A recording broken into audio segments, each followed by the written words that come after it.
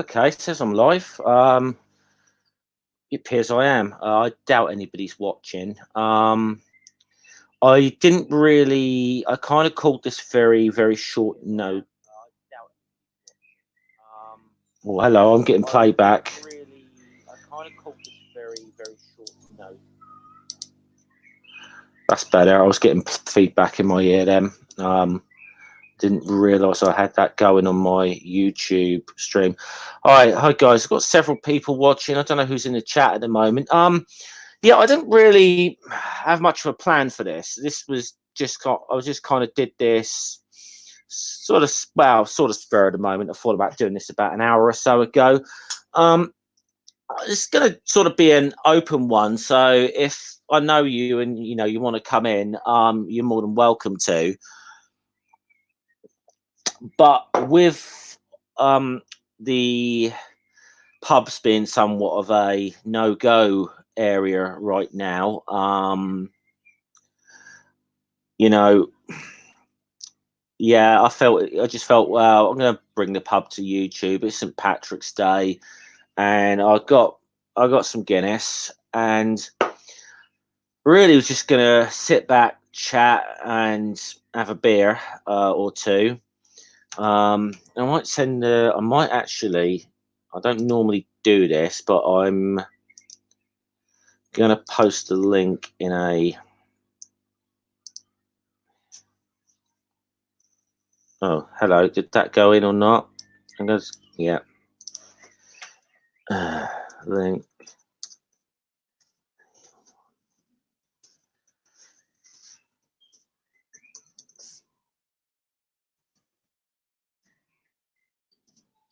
Yeah, I'm gonna actually post it in that group because I pretty much.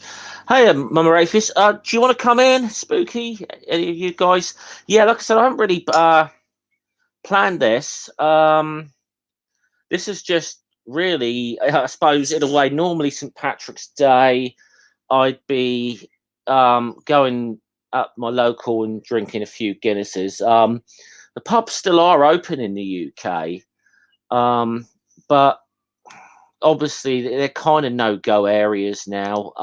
This is understandable given the current situation. But so I've kind of thought just bring the pub to YouTube, I suppose. Really, nothing too heavy, but it's yeah, it's getting a bit. I mean, I'm a little surprised that they haven't actually shut the pubs down in Britain yet. It's getting a bit but it's a bit weird.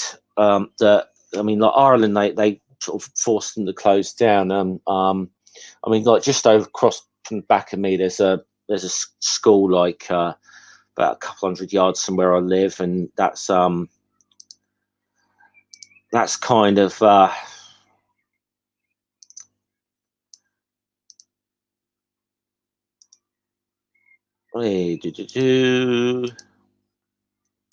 I'm just. Hey, Mama Atheist, I've just sent you a link if you want to come in. But yeah, I mean, I don't know. I don't know what to make of it. I mean, I've got a friend who's a pub landlord who seemed to be pretty furious with the decision, and he was on like local radio today. And not necessarily the. I think he does. Obviously, he doesn't want anyone to. He doesn't want to be responsible for spreading. I suppose let's just say it. COVID-19. YouTube doesn't seem to like that word. But it's yeah, he's not very. I mean, I'll sort of read out the gist of what he said. He's really angry at Boris Johnson. Says, how dare you leave the entire nation's pubs, clubs, bars, cafes, and restaurants open? Therefore, paying rent, mortgages, staff, musicians, cleaners, what insurance, security insurance, supplies, bank charges, all the things that go into obviously running a business like that, and then advise everyone to not go, and said, now, this is, obviously the impact that's going to have on the hospitality industry. He says, now, his thing is, he said, please, either shut us down and help us survive this, or stop telling the whole population to avoid us, and expect us to remain open. I kind of get what he's saying there. I think he'd probably sooner be told to close down. And, I can't say I blame him. I'm going to go onto YouTube with my thing on my phone, because I noticed my StreamYard's chat always seems to run a little bit slow. So I might not be completely up to date with what's going on in the chat. No, not a lot actually, but I've put a link in a sort of Twitter group I'm in as well. If anyone wants to join from there, I pretty much trust everyone in there. But it's getting a little. It is obviously getting a little bit crazy right now. I'm off work today, but I am still, without really wanting to say too much about what I do for a living. We are still working. I've got a feeling we're going to be one of the sort of few people, if this thing gets really bad, that might still be working. So, I think it would be very, very serious for them to call us, for us to be sort of told to stop. But I mean, it could get to that point. I don't know. This is obviously very big. This is obviously, I don't think in my lifetime, we've dealt with anything quite like this. But it's been, I mean, I don't seem to want to make this whole thing about coronavirus, but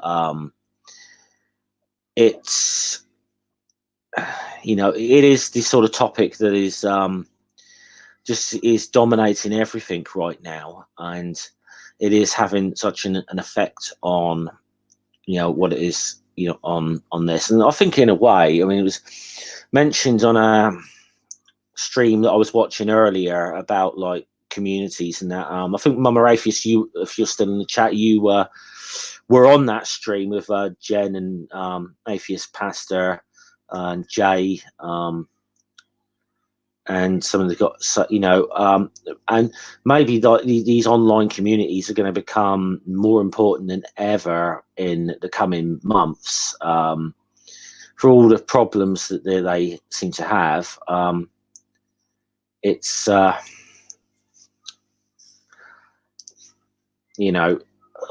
sorry, I thought it had been messaged something then, but yeah, for all the messages, oh dear.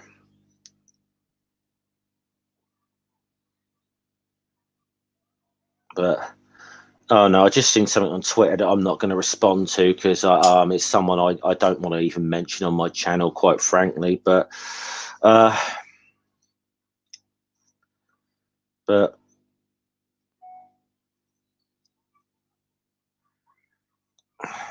because that's just drama that doesn't need to be perpetrated. Who's messaging me? I thought someone messaged me. Oh no, I don't think they have. But hi, Gavin. Yeah, Gavin, you're welcome, mate. Gavin, if you want a link to come in, I mean, I don't know if you're comfortable going on camera or not. I mean, you can always just put in like an avatar up or something. But Gavin, I could DM you. You'd be more than welcome to come in. We're not against. I mean, I know I talk mainly a lot of atheists and that, but I'm not like anti-Christian and that. I'm anti, should we say, certain Christian charlatans. You know, I had a bit of a rant at about Ray Comfort, Kenneth Copeland, and oh, who was it recently? Oh, actually, hello. Thanks for joining me. Hi. Hiya, Amanda. How you going? Yeah, Gavin, if you want to come, just say yes or no in the chat, mate. We're you know, Sorry yeah, it took so long. yeah. Oh, no worries. I didn't know if you were going to come in or not. I'm just sort of making this an open one, really. It's St. Patrick's Day. I'd normally be at the pub. Okay. I'm going to bring the pub to YouTube because the pubs are no-go zones. But yeah, Gavin, you'd be more than welcome to come in. We might, you know, we might be atheists, but we're not like, you know, real. We're not like we hate Christians type. We're not that type. We don't really want that in our community at all. So, oh, you got to go. Try to be nice. Yeah, you got to go in a bit. That's fair enough, mate. But Gav, if you ever want to come in sometime, you'd be more than welcome, my friend. So that was a good stream you were on earlier today, Amanda. So thank you. Yeah, I thought there was some interesting points made there about how these communities are going to become quite important in the coming months, I think. So yeah, I think one of the points we were trying to make is that it doesn't seem to matter what backgrounds we're all coming from, or even if we are theists, like, you know, Jay is a Buddhist, and we have some other, you know, people like that. It doesn't really matter, you know, as long as we all just accept each other and care about each other. That's what really matters. So. Absolutely. I mean, it's good. I mean, obviously, you know, like, you know, I don't think I've been in a hangout with her yet, but like, Hissy, she's a pagan. And you know, I mean, and I actually an ex pagan, so I'm trying to send someone the link right now, and Facebook, why are you being a nuisance? Because you're using Facebook. Yeah, actually, yeah. Person's messaged me through Facebook, so oh boy, I hate Facebook. Yeah, got it. Right. There you go, Lynn. So hopefully we'll have someone else joining us shortly. I don't know that she's ever been on YouTube or anything before. I really don't. So be my first time. But a friend of mine, Lynn, she's American. She's an atheist. I don't want to say exactly where exactly she is in case she doesn't want me to say that before you know, coming on. So, but she obviously follows a lot of the stuff in the community and so on. But Hopswatch, yeah, if you want to join, mate, yeah, I'll send you a link. But I know you're on the bus home or whatever. But I'll send you a link in about 10 minutes or so, mate. I love Hops. Yeah. Oh, I like him. He's a nice guy. I like. So, I mean, I hate it. I mean, I hate to keep harping on, like, you know, COVID-19, because it just seems to be like it's affecting everything right now. And you know, I mean, what's it like out in your part of the world? I mean, it's like they shut everything down yet, or what's happening? Yeah, they shut down. The schools have been closed since. Well, yes, they called us on Friday and said for at least 10 school days they would be closed. It's indefinitely. So my son is home, you know, all week this week and next week. The churches I know are closed because my mom was complaining. She goes to a Catholic church, and she was upset about that. Although I was like, why would you even gone anyway? That seems like a really stupid thing to do. Yeah. I haven't been out and about since in at least a few days. So I don't know, what's Mm. going on out there. I mean, my job involves me working outside, and I'm just happened to be my day off today, but this is why a lot of the time I'm in the chat or whatever of like streams, but I can't always come in. Like Friday night when, well, I say Friday night at Chris's time, because they hold their never mind Math Pig, yeah, no worries, but I did just see if he wanted to cut Math Pig wanted him, but it's what Math Pig is working. Yeah. So, but yeah, it's getting yeah. I mean, it's a bit weird what's happened in the UK. Like they I mean, the government sort of said yes, they like to avoid places like the pubs and big gatherings. Yet they haven't shut the pubs down. And I've got a friend who's a pub landlord, and he's not happy about the way they've handled this. And obviously he's said, look, I don't want to be responsible for spreading this thing, but I said I'd sooner the government told us to shut down rather than basically bankrupting us by making us stay open and then telling everyone not to go. Well, So, you think they'd have like riots on their hands in the UK if they shut the pubs down? I don't know. I think people are aware of this, are kind of becoming aware of the severity of this now. I mean, I think it could be if it goes on for more than a few weeks. I don't know. It's what I mean, but at the moment they haven't gone as far as to say we're shutting down. I mean, Ireland have shut the pubs down.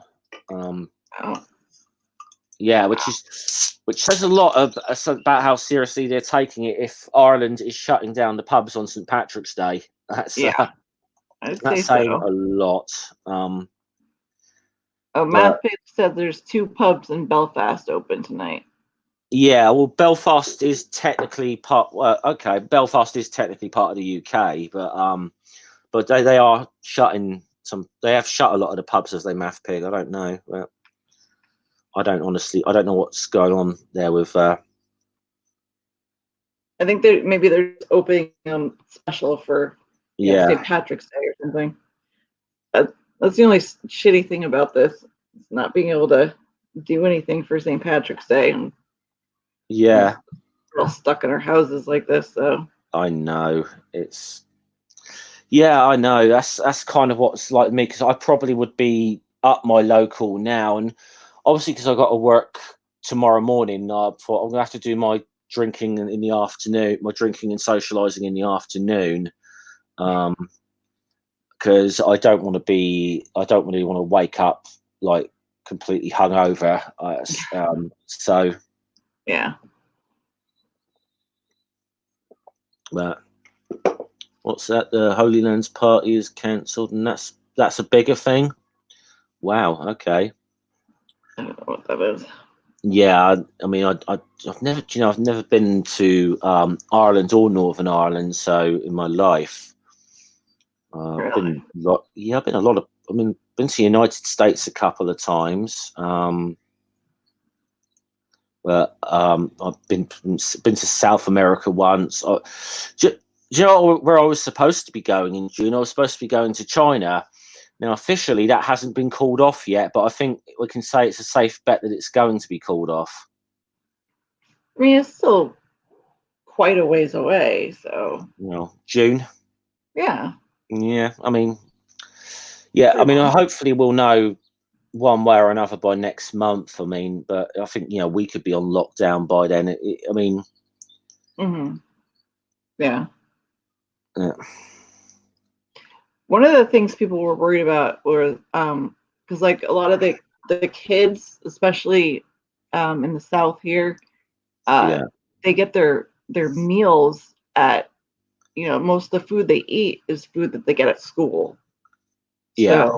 So like a lot of kids don't even end up eating on the weekends and stuff. So they did open up a thing where there's a couple. I think one of the middle schools and one of the high schools in my town is uh, is open in the morning for people to come in and they have to bring their kids with them and get the meals and bring them home. Like they can't eat them there, but at least they're doing something. So, some of the poorer kids won't starve and stuff. So Yeah. that was a big worry for a lot of people. I don't know if they're doing that in other towns or states or anything. So yeah, I don't. Yeah, it's a bit difficult to say. I'm just going to find Hopswatch and send him the link actually for when he gets back. But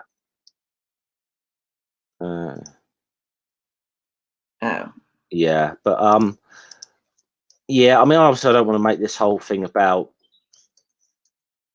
Corona, but it's just, it's becoming the it's just like the thing. It's on everyone's mind right now, isn't it? And it's affecting everything right now. the math But page just sent me the video of what Holy Lands is, and it seems to just be a bunch of drunken students.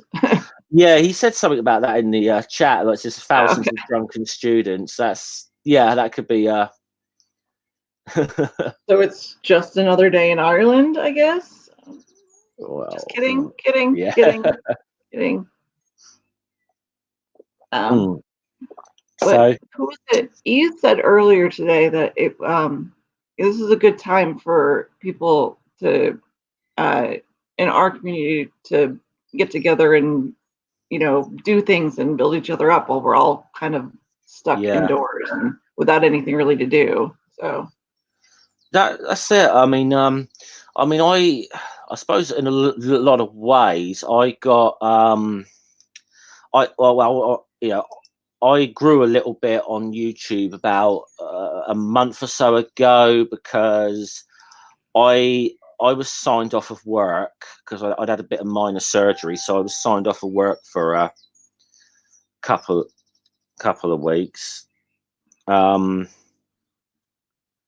I just thought I acquired this laptop like a month or so beforehand, and I was like, I'm going to start because I'd done everything on like my phone or on my tablet, and I thought I'm going to learn how to live stream. I think I could do much better doing live streams and having conversations than just recording videos in my bedroom or in the pub or whatever on a tablet or on a phone.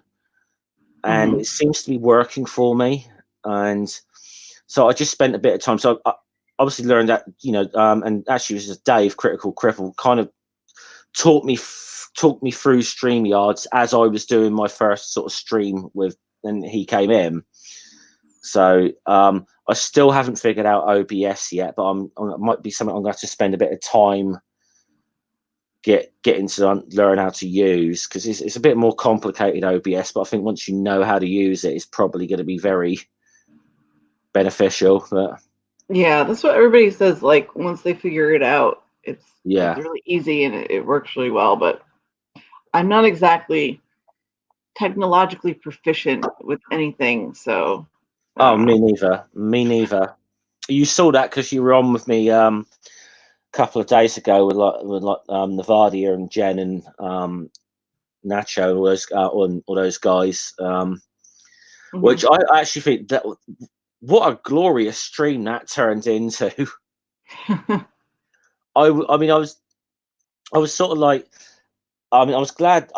Initially I just thought I was going to be breaking down like Navadia's interview just for Scott, and obviously Navadia, she agreed to come and join me or whatever. And you wanted to come in, but I think when Chris came in and dropped those bombshells, that just made it. I was not expecting that. That Well, was I glorious. couldn't believe she had like timestamps and exactly like where Yeah, she wanted to stop on the. I Yeah. know. I mean, she did. She saved me a lot of work actually, because of the morning of that stream, because I'd listened to it once, and of the morning of that stream, I was sitting down listening to it again and like making notes, taking timestamps, and then she DMs that stuff to me, and I'm like, wow, she's got a whole 5 pages of this where she's broken this down already, and I'm like, you saved me so much work there. But thing is, I think she's made a name for herself off of that already. I think she's really made a name for herself off of that interview, because I think people are so pissed at that guy John right now. It's and rightfully so. They should be. Yeah, he was kind of a major twat when he was on there. Yes. Yeah. Yeah. I just. I mean, I think I missed. See, I sort of missed it live at the time. But if I would have been ranting in the chat. But I caught up, I think, the following day with Dave Worley's stream with Lance. Hi, Jen. Jen, you're welcome in, but I didn't send you the link, so I'm gathering it's probably quite late where you are, sir. She says she's not dressed, so. Oh, okay, yeah, probably, yeah, probably a good way of getting getting kicked off of YouTube. Yeah. Sorry, Jen. Yeah. That would be the ultimate. Damn it, Jen. Right. Yeah. Yeah, I watched it live, and it was a mess, and it was kind of hard though, because like at the beginning we couldn't hear him, and then we kept trying to get her attention to because she was asking something, but she was obviously trying to ask something specific. She just wasn't wording it right, so we were all telling her, but she was trying, like, it's really hard to keep up with the chat and like do at the same time. So it was good that she got a chance to go back and like, you know, go through what she meant to say and everything. So yeah, I'm very glad of that. But yeah, I mean, I said I really covered this whole thing when just the day after Lance had been on like David's channel, and I saw the interview, and I was like, what? You know, I mean, I don't know if did you ever watch that interview with Lance on David's channel? It's not comfortable viewing at all. I mean, he's clearly making David very uncomfortable throughout the whole thing. But and like I said, I had Dave on. Dave came onto my channel and talked about that a bit about a month or so ago. But yeah, I mean, I sort of was I decided I was going to make a video about it. Then I kind of came to find out by the time I released it that like Rachel Oates and Shannon Q and then I think Mr. Atheist had all sort of got in there. I'm like, oh, I'm getting on this thing. This has become really big. Yeah. You know, and I mean, and in a way, it's actually, in a way, Dave's channels almost blew up as a result of it, because he'd always had a lot of big guests, but I guess a lot of people found his channel through Lance. So I guess if anything good has come out of that, it's that Dave has got a lot more subscribers out of it. I mean, I think he had about 400 or 500 subscribers, and then within a couple of weeks, so he was monetized. You know, it was like he just blew up. Yeah. So I think that's about the only good thing that kind of came out of that interview, really. And well, I suppose other than Lance being exposed to what he is, and people perhaps knowing that event is not something we really want to be going to. Oh, hello! Someone has decided to join. Oh, Jen. Yeah, I don't have my headphones in. Give me a second. Yeah, no worries.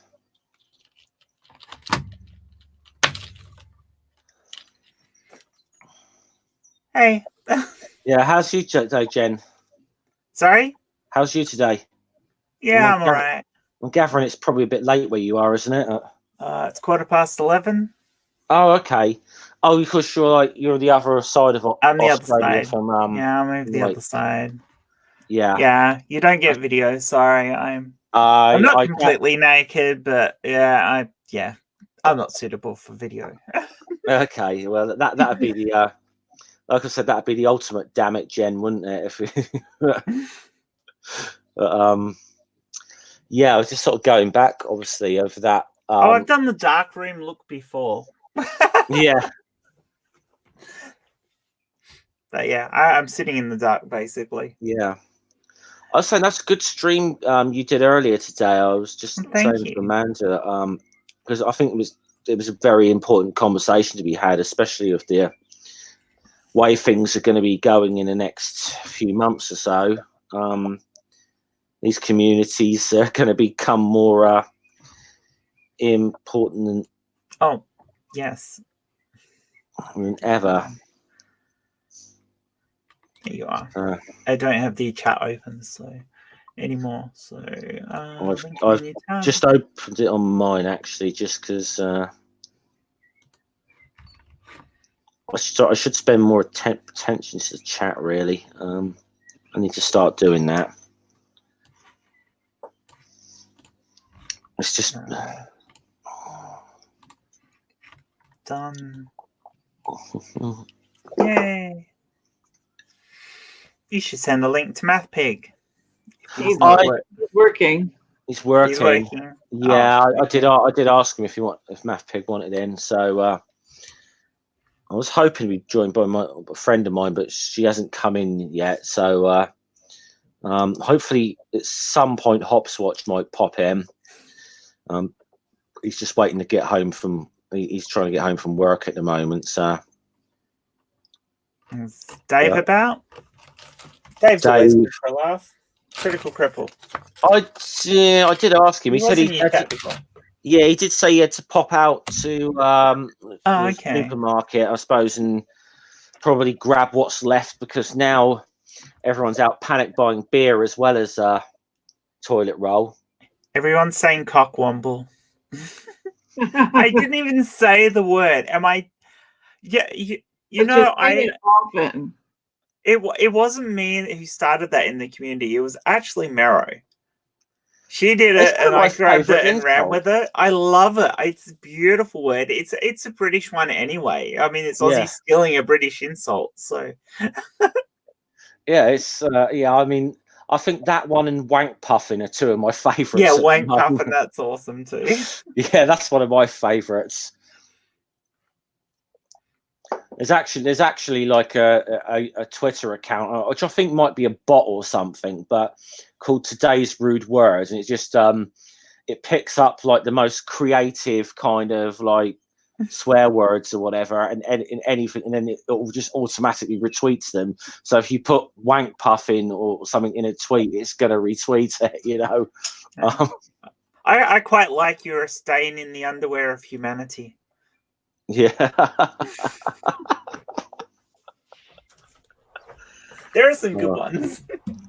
What's that one? Good one? Shit Gibbon's quite a good one as well. Yeah, Shit Gibbon. Yeah. There are some good ones. Oh, that's a good. Yeah, I just see what you put in the chat there. Well I like that one. Well done, man. Waffle.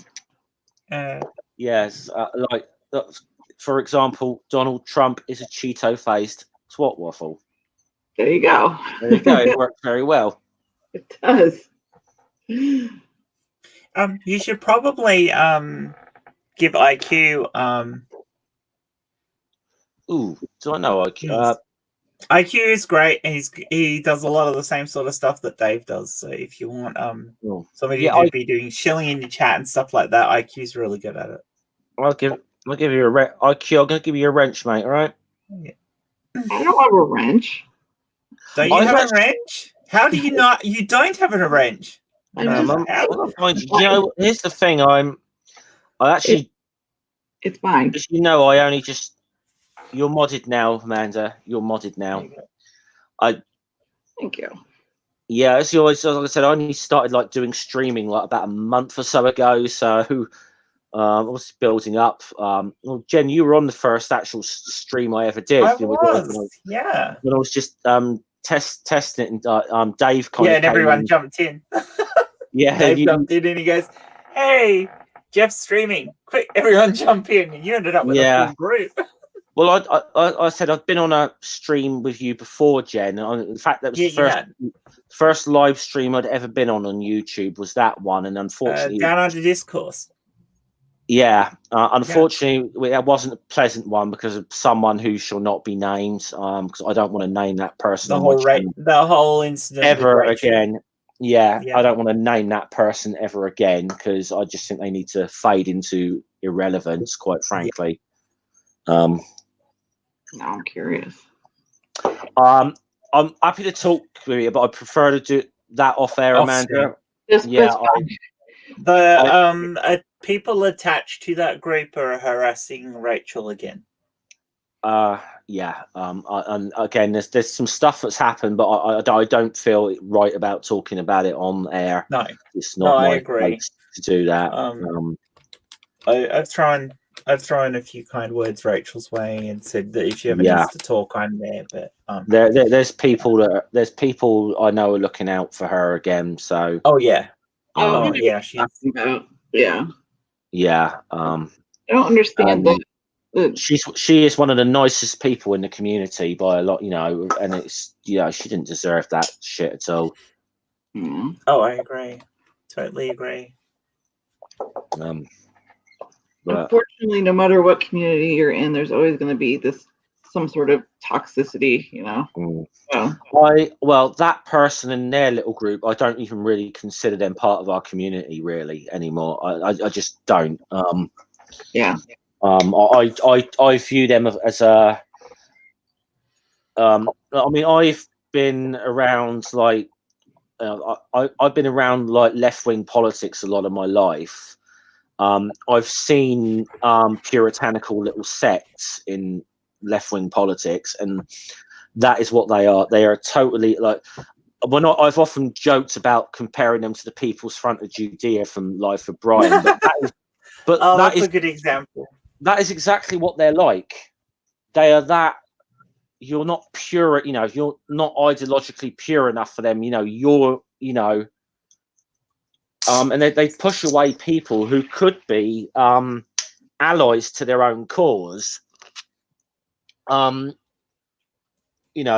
they won't do anything like working like any sort of united front with people. We're saying, okay, we don't agree on, say, like these issues, but let's work around some of the things we do agree on, and like bigger issues.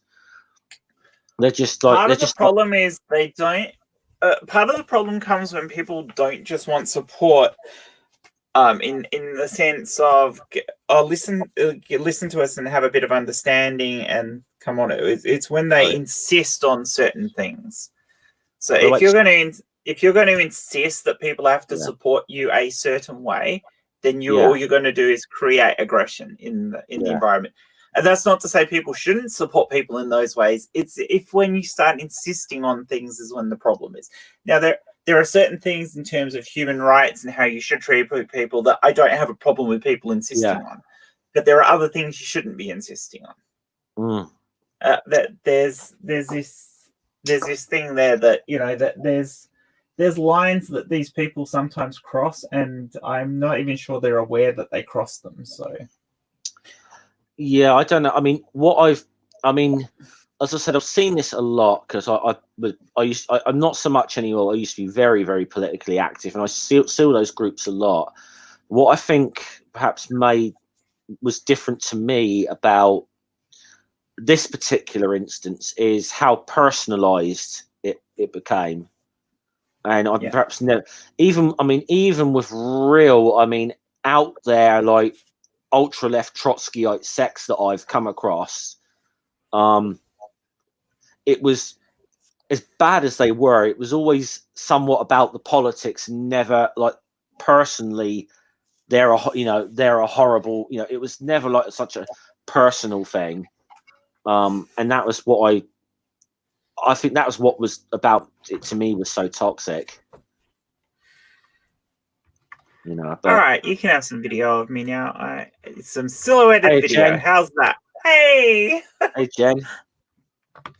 That's actually not bad. The silhouette That works. It does. It works. I sort of got semi-dressed again. So yeah. You look beautiful, darling. Well, thank you. As always. Into the darkness. Oh yeah, that's very what's his name? Who does that where he does his lean back in the silhouettes? Oh my god. What? I can't think who you're about, honestly. Oh my god. What is his name? That's gonna bug me. Whoa. I just got to say belated hello to Sweet Heathen in the chat for popping in. Team Skeptic, Father Skeptic. Oh, I love him. I love Team Skeptic. I'm Father Skeptic, and I'm out. Although I'm not going to do that in this chair because I'll probably go ass over tip. Yeah. He'd be. Actually, I should have tagged him. He'd be quite happy with me actually, because I just got my NFL shirt coming today, which I'm wearing, and I think he's a big Dallas Cowboys fan, so I think he'd be quite happy with me right now. So I know. I don't. I mean, I sort of know him, but I don't know him sort of well enough to just sort of say, "Hey, do you want to kind of come in?" sort of thing. So I kind of I had a few chats with him on Twitter or whatever, but nothing. I don't really know him that well. I think TJ out of Atheist Edge was definitely very happy with thee because he's a big Cowboys fan. So, hey, Sweet Heathen, are you feeling less lonely now? Sorry, there was a joke earlier. Hey, Chris. Oh, hi, Chris. Yeah. See, I would have sent you a link, Chris, but I've gathered it would be quite late for you. So it's 3 hours later for him. So it's like 2:30 in the morning. Why are you not in bed asleep, Chris? Mods blocking from my chat for using that language. You do not have to go for your England page. No, actually, please do not hide him. That was a joke. Do not put "Go Patriots." You know that I'm from New England, right? I'm joking. Yeah, I know. I am joking about that. You're not there now. Okay, I'll give myself an out on this then. As far as baseball goes, I actually follow the Red Sox. Is that a fair compromise? Okay. So sure. That's a fair compromise. Yes. I'll take that. Yeah, Chris, you need to go to bed so you can. He is in bed. He just said he's in bed. No, but sleep. He's sort of. So we can do work later. So what's the excuse for keeping Lissy awake? Sure, it's not the other way around. She's keeping him awake. Oh, she's Lissy actually just subbed to my channel earlier today, so I was very. Aww. This is lovely. Yeah, I mean, but it's like I mean, I get on great with Chris though. I mean, I know he and I have probably got some very different opinions on things politically or whatever, but I get on great with him. I think he's a good guy. She's sound asleep, which just shows how good Chris is. He's good, boy. He's a good lad, that Chris. And I got to say, Chris, I was just saying it before you came into chat earlier that what you did on my stream the other day was epic. And you came in and busted John and Lance. That was epic. Yeah. Remind me never to get on your wrong side, my friends. I think you'd have like anything bad I've ever done, you would have it within like an hour or two. It's wow. But yeah, I was so amazed with what he did just whilst we were on air during that stream when we were obviously analysing Mero's interview with that John guy. And Chris came in and completely busted Lance. I thought, epic. Yeah. Chris can be very prepared and speak very well, as opposed to people like me who just babble. Yeah. You do a lot better than you think you do. You're too hard on yourself, Amanda. You are totally. You really are. Okay. There is a reason why we all love you and really love having you as part of the community. Because I take all your shit. That's why. You give good shit too. I do. I do. You do. No, I love all of them very, very much. And you rock too. Thank you, Chris. But yeah, I'm still getting my footing here. Amanda, so. you did in like about a week what it took me almost 2 years to do on YouTube, which was reach 100 subs. So it took me it actually took me more than 2 years to get to that. So it's just because I have, all of them behind me, and they were, You still have to make good content, and you still have to, you still have to put yourself out there and network yourself. I mean, you had a big help because there were so many of us who were prepared to platform you because we like what you do, we like your voice, we like your input, and that helps. But don't cut yourself short. You had to put yourself out there. You had to show people that you had that to offer before they were going to subscribe. Yeah, absolutely. I mean, I'm. This is Jeff's stream, so no, Amanda. You thoroughly deserved. You thoroughly deserved it. I mean, I'm like to today. I'm amazed that. Okay, I'm a tiny little YouTuber. I'm amazed anyone wants to watch me a lot of the time. I'm just amazed at that. I mean, like during your stream, when Chris gave me a shout out, I was like, wow, I was quite blown away with that. I was like, because I enjoy Chris's content. Chris is pretty awesome. Yeah. I mean, it's not my birthday he says my birthday tomorrow is Thursday, but I guess it's tomorrow for you guys. So yes. Yeah. Well, happy birthday for Thursday. Thank you. Yeah. Not my fault. He spread it. You're gonna do a birthday stream? Yeah, we could. I think we birthday should. Stream. As long as everybody's up and around and not dead from coronavirus. Yeah, I tried to steer it away from that from coronavirus. Sorry. I know, but it is coronavirus. I was in the pub Saturday night, and there's a guy I know. He plays a lot of Irish songs, so he got up and did like an early St. Patrick's Day thing. But he'd written this song relating to supposedly relating to the coronavirus, but it was more about more of a bit of a humorous thing about going into the toilet and not having any bog roll kind of song. But oh, I hadn't even thought of that with public conveniences like pubs and that they would also have shortages of toilet paper as well. Yeah, absolutely. I mean, we've got like 8 rolls, and I can't seem to be able to get any at the moment, so it's not great. No, it's not good at all. We're fine here. We have plenty of everything, but I mean, like you. it's America, so we America. we're always stocked full of shit anyway. So yeah. Talking of America, your illustrious leader, and he's trying to buy the cure for the vaccine I read from about Germany.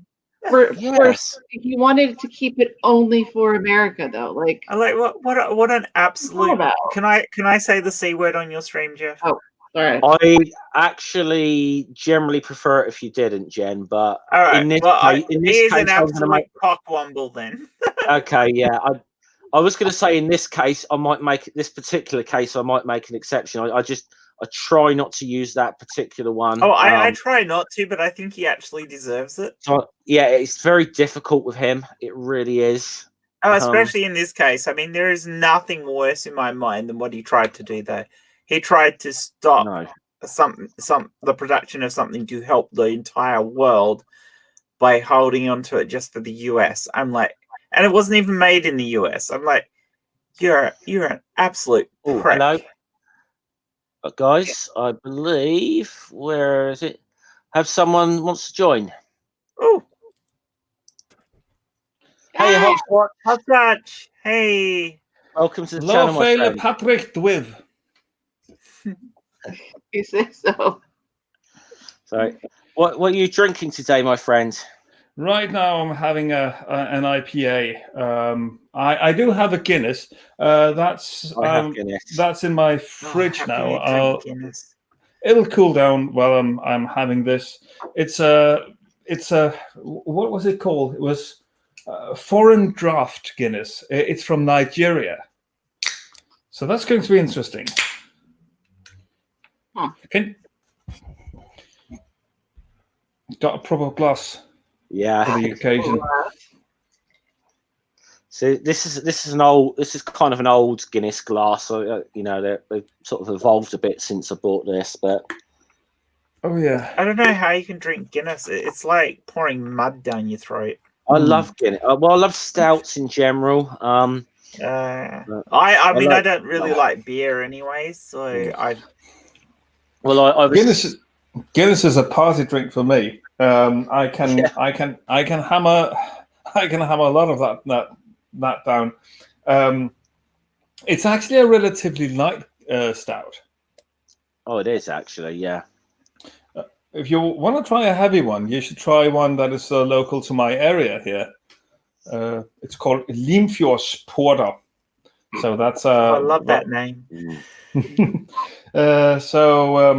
It's named after a specific after a place in Danish geography, but basically it's a local brew to the town where I live.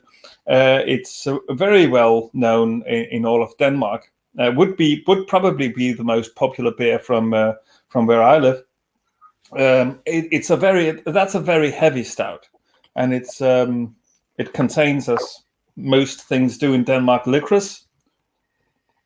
All right. Good night, Chris. Yeah, just he's Hi, Chris. Okay, good night. I had I forget the name of it now, but I had a Russian stout a couple of months ago. It was a Russian Imperial Stout. It's about 11%. Oh boy, that hit me a bit hard. Funny thing about the Russian Imperial Stouts is actually they're very heavy in alcohol, but when it comes to the taste, they are kind of sweet and actually kind of light. You can get Russian Imperial Stouts that almost feel not watered down, but definitely light to the palate. And that's a special style. Russian Imperial Stouts are generally really good. Yeah, I actually did. I did actually say on your stream earlier when I was in the chat, Jen, Jay, you've had the pineapple and pizza debate. I was like, I challenge you to Guinness versus Budweiser. I'm like, Guinness definitely wins because Budweiser's like, Budweiser is nasty. Rat piss. Yeah, absolutely. Like Carlsberg. Yeah, I mean that's. No, I'm yet to find a beer I actually like. So one of my earliest videos was I was trying to compare Carlsberg to Budweiser, and I couldn't really tell which were the more lousy one. They were both pretty watered down and industrial, and actually. The Budweiser, as I remember it, had kind of a sweet, round taste to it that Carlsberg lacked, and Budweiser is actually not the least pleasant beer in the world to drink. What I'm actually saying is it's well watered down, dull, industrial, all that, but not actually as bad as people say it is. Yeah, I always had a little joke with Jay the other day, saying Foster's advertising slogan is, "Hey, we're glad at least we're not Budweiser." There's another revolting brew. I gotta pop out for 2 seconds. I'm just gonna shut my camera off. I'll be right back. No worries. But. So, Hopscotch, what you got anything coming up on your channel, my friend? Right now, I'm mostly recovering from the rather heavy depression I had because I was unemployed. Yeah. I'm recovering from that because now I have a job, but I have to kind of recover a bit from that job when I get home. It's my second day. I'm absolutely smashed. You want to know what I'm doing? I do armament for concrete elements for the Okay. building industry. Okay. And that's tough work. I mean, that's heavy, and it's not that it's a lot of lifting. I mean, there's not much of that, but there's a lot of sitting on your knees or squatting down, walking on all four, doing stuff which demands doing things in awkward positions. If you did it standing or sitting, it wouldn't be that hard, but because you have to do it on your knees, always getting down, doing it on the floor, so to say, is difficult and much more exhausting than you might think. Also, I'm wearing a hard hat. Okay. Yeah, it's we've gotten a lot better in Britain over the years about like people wearing hard hats on sites. We used to be notoriously bad about safety in that respect, but I was just saying we used to be really bad in Britain about like not wearing hard hats on like building sites and stuff, or just health and safety. We are getting better, but it's. I guess we are relatively good at it here, but yeah. It depends a bit on the government. At the moment, we have a centre-left government, I guess you would call it, and things would be a bit better. Would be getting a bit better now, but we've had a centre-right government for many years actually. So they have cut back a lot on work safety. They've also cut back. They had this plan. They wanted to cut on public budgets. So they cut two. They had this ambition to cut 2% on expenditure. Is that the word? On public expenditure, including the health system. So we're enjoying that a lot right now. Yeah. With Corona crisis and all that. Yeah. We've had close to 10 years of conservative governments. I mean, we had the between 2010 and 2015, we had a conservative liberal alliance, sort of coalition, but also last 5 years now we've had a conservative government. And it's it was an ironic thing that I was reading today, and this was from The Spectator, which is is very much a conservative magazine in Britain, and yet that they even were having to admit that Boris Johnson is actually going to have to take an awful lot of stuff out of Jeremy Corbyn's playbook to actually deal with coronavirus effectively. Which I'm like, you're getting one of the biggest conservative magazines in Britain saying that says a lot. He's like, yeah, we need him to be a little bit more like Corbyn.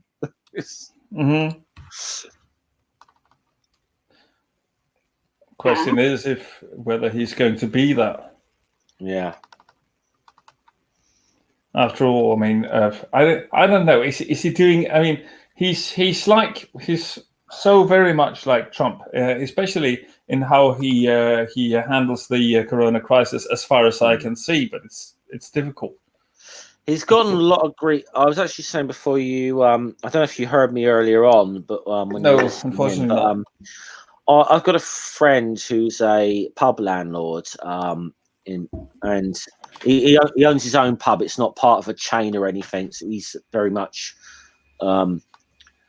And he was very annoyed just the way about the fact that he'd come out, and that Boris had kind of come out and said, yeah, well, no, we're not going to close the pubs and the restaurants or nothing, but we'd sooner it'd be better if you didn't go. It's like, well, actually, it leaves the people who own these businesses in a bit of a sticky situation that they're expected to stay open, have to pay everything like their rent, stock, everything that goes with running in a bit business, labor costs, whatever.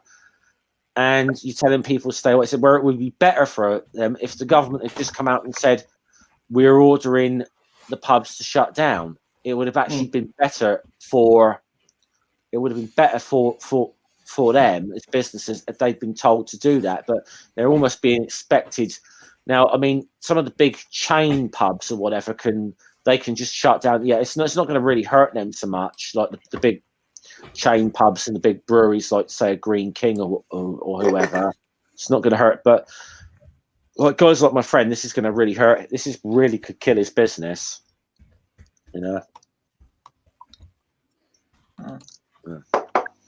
I think it's going to hurt a lot of people. Yeah, I think it totally is. Yeah. Well, here in Denmark, they have made a plan for people who, can't go to work because of the crisis. So so there's going to be some sharing of the expenditure. So the workers basically are going to give up some of their holidays, and they will still get paid while they stay at home. And the cost of that is shared between the state and the business owners.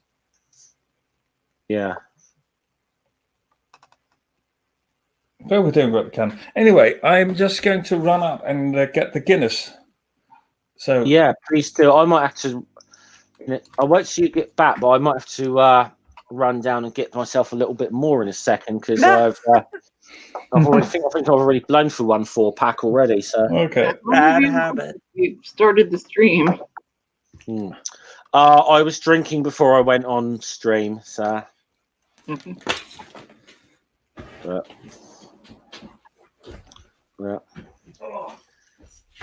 Yeah, it's so. I haven't really asked Jen, how's the whole thing being like Corona being handled down in your part of the world? Down here.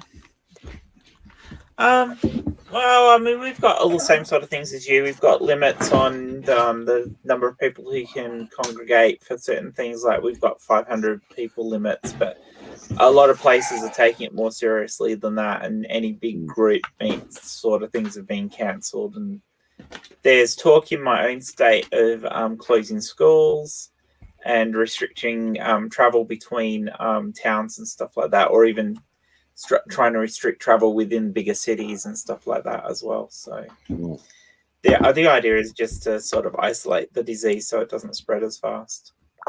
Yeah. I think the UK's plan is more, from what I've been reading, is more of a plan to try and sort of isolate the people who are more vulnerable, but almost like let it spread to groups that are less vulnerable to try and build up a herd immunity. Which is, I don't know, it's a risky strategy, I suppose. But I mean, I'm not that clued in on the science of it. I mean, I'm in a weird position because the medication I'm on azathioprine, for example, which messes with my immune system, and I'm waiting to hear back from a doctor to whatever about advice because I'm very reluctant to take it right now, because it's something that messes with my immune system. I'm very reluctant to be taking it, but that seems to be what the UK's plan is to perhaps sort of let a lot of the people who are less at risk get infected to try and build up a herd immunity, which I get the logic behind it. But yeah, I think the bigger plan here is to try to discourage it hitting a large number of people all at once, because that then puts too bigger pressure on hospitals and stuff like that. So if you can reduce that, spread it out over a longer period of time, because people are still going to get it, then you've got a better chance of having the medical services be able to respond and that. And I'm sorry if I'm a bit incoherent. I'm tired. It is late and I'm tired, and I've already had I've already had pain relief for my shoulder. So okay. I made you come on. I'm sorry. It's okay. She didn't make me. She asked me, and then I said, "I'll get up and I'll hop into." I have sent the link to One Ring, and he said he will join in a little bit. So it's called Foreign Extra. I was going to ask what I thought it was a Guinness beer. I wasn't quite sure which one though. So it's a Foreign Extra, and as I said, it's I quite like I didn't realize. Now I thought I had my external camera working. I haven't even plugged it in. Good. Look how brilliant I am. I'm just going to use them on my computer. No worries. Allegedly a Nigerian brand. So I'm going to crack it open now and see how it tastes. So I also see now that it's actually past its last date, but because it's a stout, it usually that's usually not an issue. They usually keep quite well. Yeah, they do. It's a different question with light beers, or pale beers.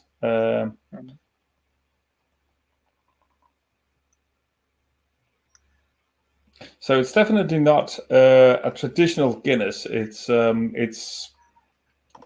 clearly contains what's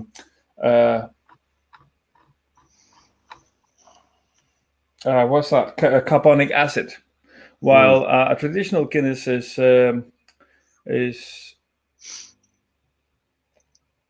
Hey guys, you're getting a free beer review right here on my channel. If you like beer reviews, go subscribe to this man, please. A traditional Guinness is poured with nitrogen. Oh, is it? It is, yeah, and that is what gives it the special foam. It's not poured with or drafted with carbonic acid. So I'll just have to take a photo of it for my blog. Someday I'm going to review it there in a few days probably. But I'm actually they are queuing up kind of. Oh, that was absolutely awful what came up here. Guys, I'm going to have to step out for about 2 or 3 minutes just for refilling my Guinness purposes and so on. So, can I review my beer while you're doing that? You absolutely knock yourself out, my friend. Cool. So let's see. So a Nigerian brand Guinness. Yeah. Smells very nice, nutty. More actually than a stout, as a traditional Guinness would, because a traditional Guinness doesn't smell of much, and that's partly due to the nitrogen. And much more of a nutty bouquet to it, rather than the breadish one, the rye breadish one that repels a lot of people when they try. Is it more nutty because of what it's brewed in?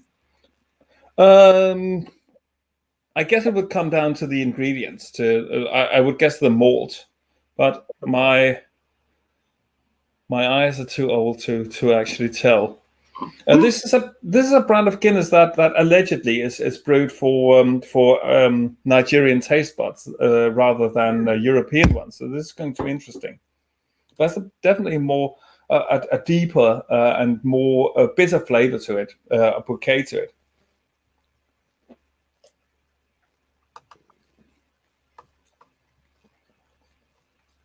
So it has a bit of the light breadish kind of feel to it that a Guinness usually does. It's So it has the same light feel to it, Yeah. but it's slightly more spicy, I would say.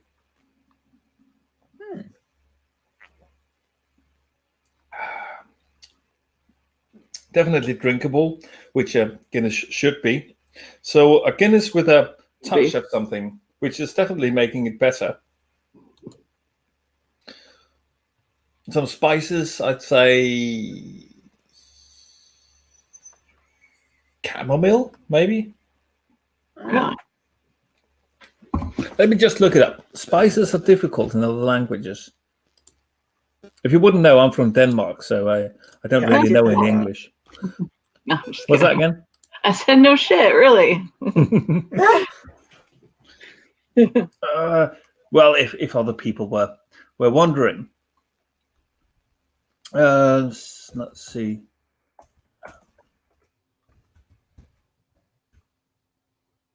Cardamom. Okay, yeah, that was the spice that I was thinking of. Cardamom, which is basically the same word in Danish. But anyway, it has a touch of that.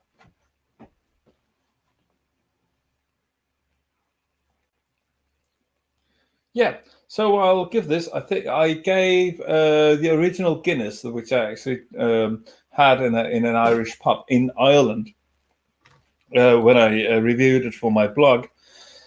I gave it 3 out of 6, so medium grade. I'll give this 4 because it has a tad of more taste to it, a spicy note, which I really like. Na chluis go hintach. Slancheva. That part, at least. That was Irish. Yeah, I got the last part. The thing I said first, nach go hintach, that means, isn't that wonderful? Gotcha. Wie me maar gewoon ra visa vliegen sa vliegen ra willen door jach agus dobrich me im la clear heb me go I can't do it, but I was thinking if I'm going to Ireland to work, I will have to learn the language, right? Can't just go about speaking English there. Yeah. I mean, that would be practically insane, wouldn't it? Fun story is I didn't actually learn Irish before I went to Ireland. I learned it afterwards on Duolingo. Sorry, that wasn't at you. If you noticed, I was. Oh, that's okay. Came in and told me to shut the fuck up. So. But if you want to learn a language which is a lot of fun and very different, but not particularly difficult, try Irish.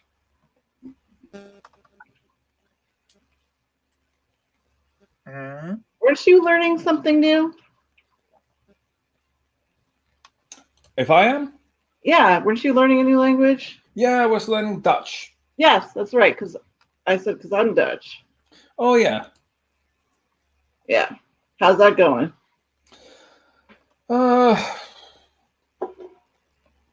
Duolingo is an irregular thing with me. I'll start doing a lot for a long time and then kind of leaving it again. What's that again? Let's add someone. Hey. Hello, Henri. Hey, Henri. You see, I'm seeing up there. I'm well supplied there. This is basic draft for this. Yeah. So, who knows Shane Skeptic here? He's just asking. I think he was asking for a link. Does anyone know him here? Who? Shane Skeptic. Shane Skeptic. Could that be friend of yours, Hopswatch? Could possibly be. I know Shane is Greek. If that would be him. I don't know. Says he has Guinness. Yep, it's Shane is Greg. Yep. Okay. Oh, get him in. Do you have? I don't know if I know him actually. Has anyone got? Anyone? Oh, you'll have to send it Hopswatch because I don't think anyone else has him. Send it to him. Sure. If I copy it from Twitter. Yeah. Because I don't think he is on Twitter. Probably why none of us know him. Let me see. Can I just in kopierbeskeden? And Hissy, there isn't any alcohol here, so I've got a gallon of water. I'll keep hydrated for everyone. Yeah. You don't have a gallon of iced tea. Dave, that's critical. That's rude. What did Critical say? I'm not watching The Irish can't manage English. Okay, so I sent Shane. I sent Shane a link on Facebook. Messenger. So some English people can't manage English. So most English people, we struggle. So that's hardly a.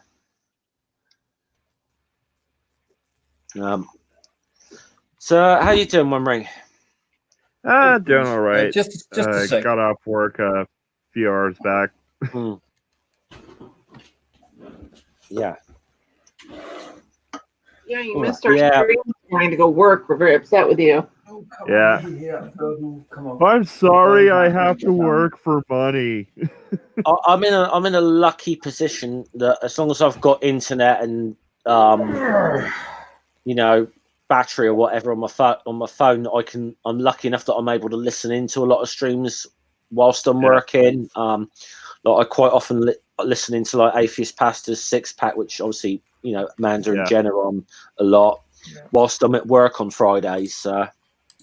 And if I get the odd minute or two, I'll put something in the chat. But oh, hello, okay, and so Shane, welcome, my friend. Hey, how's it going, everyone? Hi, Shane. Hey, Shane, how are you? If it's any consolation, Amanda and Jen, I did listen to it on my way home from work. Oh, we saw you in the chat. Yeah, and then I dropped a couple comments. Yeah. Well, I was added. I'm glad you guys saw my. Yeah. All right. I just joined like Reem and being added. So I'm actually what are you guys talking about? Just talking about what you're drinking? To be honest, yeah, it's just more of a it's more just an open little social chat thing rather than anything too it's more of a fact that obviously it's St. Patrick's Day here. The pubs are kind of a no-go zone. So let's bring the pub to YouTube kind of deal. Sounds like the first time this has happened where I'm not getting any sound. When I did a stream with Hopswatch, I wasn't getting sound in, but I was able to hear everyone else. And it looks like your sound is working for all of you. I guess my phone has a hard time with this. Yeah. Because I had sound a minute ago and now I don't. Yeah. Let me try to leave and come right back. Okay. Yeah. Cool. Okay. Okay. Well. Yeah, that was I made a live stream with Shane the other day about his experiences with the Last Reformation, the cult that I'm taking on. And you asked me actually early on, Jeff, what was coming up on my channel. I am planning to do some more exposure of Torben Sondergaard, the Danish cult leader in the United States that I'm doing activism against. Problem is, I'm planning on that, but it's a lot of work. So I have to get it planned and done properly. Yeah. And I know Hops already knows because I tagged him on Twitter when I found out. But guess who has a silver button from YouTube? Oh yeah, he does. Yeah. Who has a silver button? Torben Sondergaard, the Danish cult leader that I'm following, because he's got more than 100,000 subscribers. Sorry, I don't mean to interrupt, but Shane, you're back in. Can you hear us okay this time? I can hear everyone now. Yeah. Brilliant. Yes. Okay. Great. Okay. Good. Wonderful. So yeah, hopefully it stays that way. If the sound stops again, I don't, ruin everyone else's stream. So if it cuts out again, I'll stay out. But it seems to be working. So this is a bit more of a. As I was saying, I didn't know if you heard what I was saying, but this is just more of a just casual hangout, really. Okay. As it's like getting up what he's up to. Yeah. Well, as the pubs are kind of, it's St. Patrick's Day, and the pubs are kind of a no-go area right now. I just thought solid to bring the pub to YouTube, Yeah. That's kind of what I was that thinking. Worked out. Makes sense. So, back to Torben. You guys were just talking about him getting the silver button. I saw that he recently made a video about coronavirus. Does anyone know if he's still doing baptisms and still getting gatherings going? I didn't watch the video. I saw a Facebook post. I saw a Facebook post from this morning by someone called Peter Nielsen, conspicuously Danish name. Yet he seems to be from Belgium. But never mind that. The thing is, he claims that he knew that the meeting that you were attending in Austin, Shane, 5 people who attended that meeting and have now been tested positive for coronavirus. Oh. No surprise there. I don't have any external confirmation of this, but it's still, I mean, it's hardly surprising still. And I wouldn't be either. I'm just terrified because there were maybe 4 or 5 pools, and they did over 100 baptisms. So think about how easily they could be spreading that virus out there. Yeah. Then, and he also said that these people think he could heal it. They're probably nowhere near afraid of the fact that they might get it there. Exactly. Yeah. Exactly. And this guy, Peter Nielsen, also said that he continues with his kickstarts and other meetings. He carried through the one in Myrtle Beach. I think that was just this weekend, actually. Okay. As everything else was as everything was shutting down here in Denmark. Yeah. Well, gatherings that large are being banned in a lot of cities, and I think it needs to be brought. And I've been in contact with the FBI over the last reformation, but I think it needs to be brought to their attention that someone who believes he can cure this is actually bringing gatherings about and potentially getting more people to get the virus. I mean, Torben is already responsible for lives being lost, but it could be happening in larger numbers at this point. Yeah.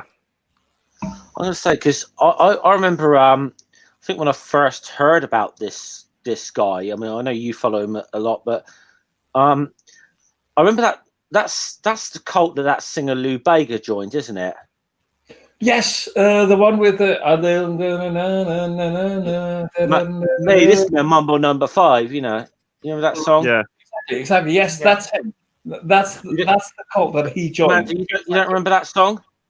Yeah. Man, sorry, man. Well, yeah, I do. Obviously, does anyone else? Sorry, man. Did you not know that song? Was a big hit. It's actually a good song. You just seem to be shaking your head. bopping her head. Jessica. Yeah. The guy who released that has joined this cult. He did. Really? Well, what I'm interested in is when I was there, and Kai already knows this, but this might be news to the rest of you. That's me. Well, that's my real name. Somebody that I interviewed. So I gave out cards for the show that I do, Atheist Vanguard. That's not a dox. That's not a dox, by the way. That's out there already, isn't it? Just for the. It is. record. It is. Yeah. My name isn't secret. Yeah. Okay. Well, so I go by Godless Scummer on YouTube, but everyone really knows my name's Jeff. That's out there, you know. So okay. Yeah.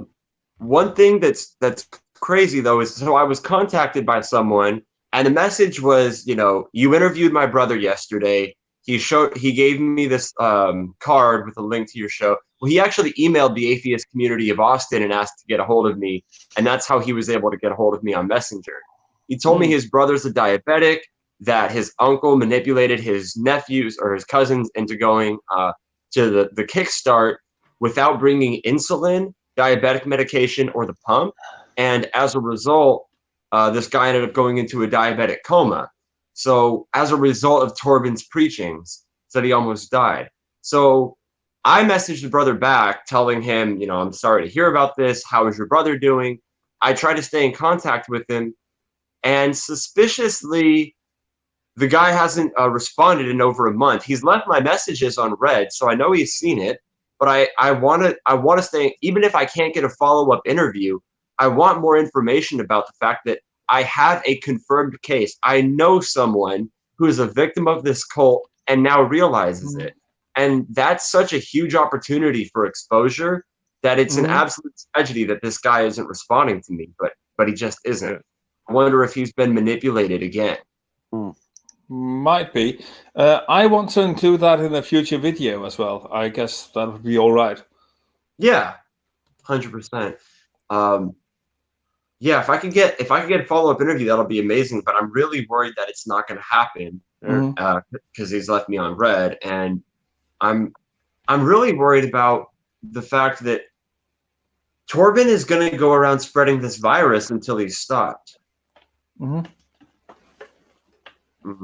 don't know what. Sorry, I have to look after my friend here. He's trying to get away. I'm going to. I just want to respond to something in the chat here by Hissy. Where was it? Jeff. It is Jeff with the G. Now, what I've got up here, Hissy, is an Urban Dictionary. The source of, I'm going to say, the unquestionable source of, infallible source of all knowledge. Entomological studies lead to believe that this is a Celtic derivation of nowadays in Holland. It roughly translates as state of grandiose magnificence, or one who is God of everything. There you go, Hissy. My name. That's great. God of that's everything. Probably not what it. That's not what it really means, obviously. Yeah. But I just thought I'd have a bit of a laugh there. Well, if you go on the Urban Dictionary and you look up sane, I'm very happy with the Urban Dictionary's definition.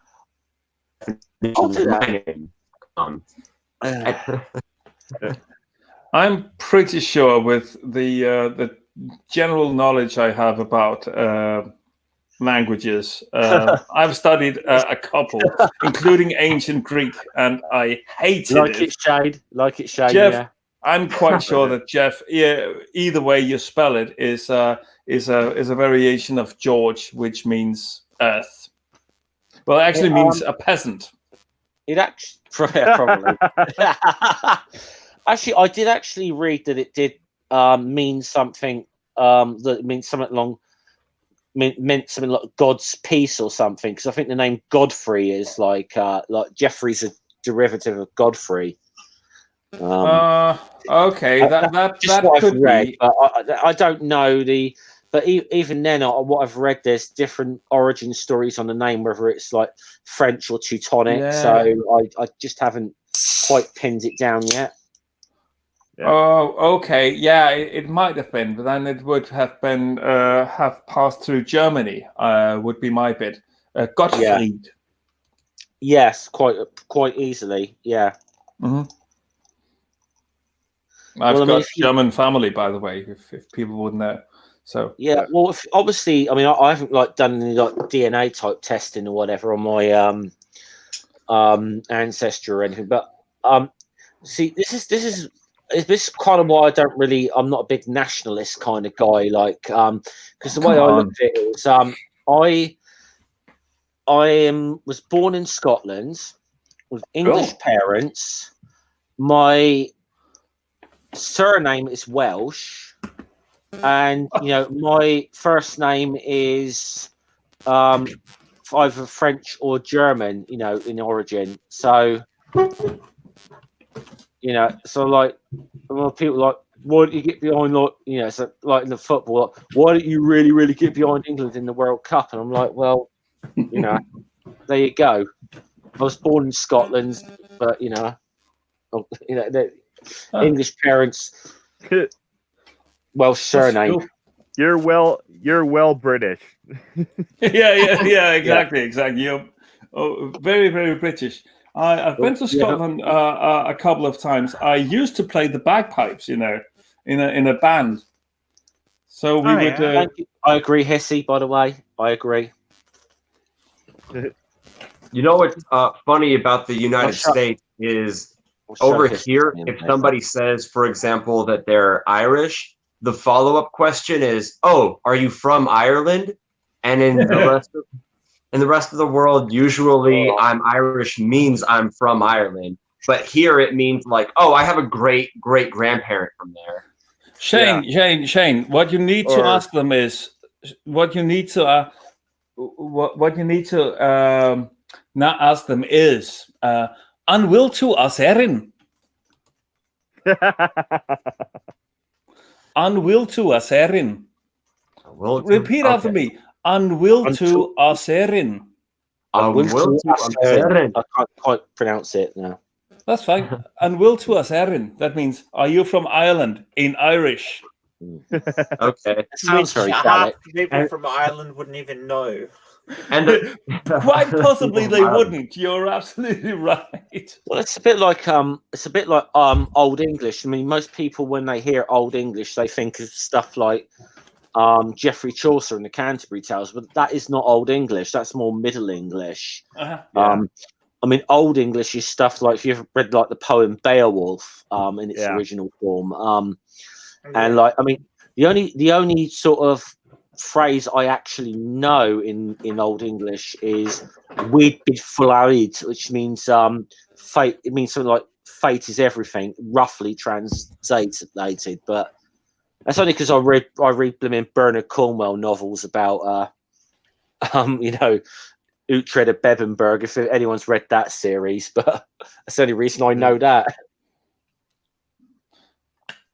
Yeah, Old English is more or less a Frisian language, as far as I understand, because it's English is closely related to Frisian when you get down to it. Well, I think there's a mixture of Old English with like sort of Germanic kind of languages with maybe an element of like sort of Breton or Gaelic that was sort of so there's elements, I think. As far as I understand, English has a base is basically mostly related to Frisian in an etymological world, but it has had its very heavy influences from other languages. One of those languages is Danish, by the way. Another one is Latin, and French have also influenced it a lot. I'm just going to put myself full screen for a second for Hissy's benefit. Okay, let me just get up to the camera here. Hissy, because you said I told you I was an ex-pagan. I don't know how well I'm going to be able to show this on my camera. Oh, that's nice. I can kind of see it. Okay, yeah, but that's very nice. That's the only tattoo I have, which I got when I was a pagan, which is obviously Mjolnir, Thor's hammer. Yeah, very nice. Want to see mine? Yeah, sure. Hold on. Make it out there. That's my name in Sanskrit. Let me see if I can get you. That's my first name in Sanskrit. Oh, wow. Nice. I love that. Love it. I actually really like tattoos, even though I don't want any. Like, I appreciate wedding them as a form of artwork. But yeah, what does it say? It's full screen him so that we can see it properly. Oh, hold on. Full screen. Yeah. Yeah, it's my wedding date in Roman numerals. Oh, that's my wedding ring. Ah, nice. It's awesome. Nice. That's actually a very good idea. With I hated wearing my wedding ring, even when I was glad that I was married. I hated it. Yeah. That's a brilliant idea. Why weren't we thinking of that? I don't know.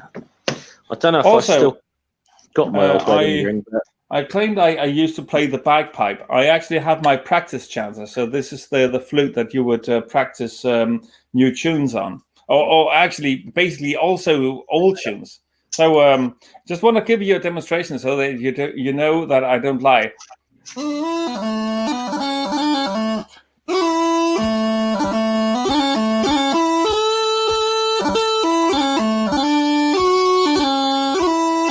Scotland the brave.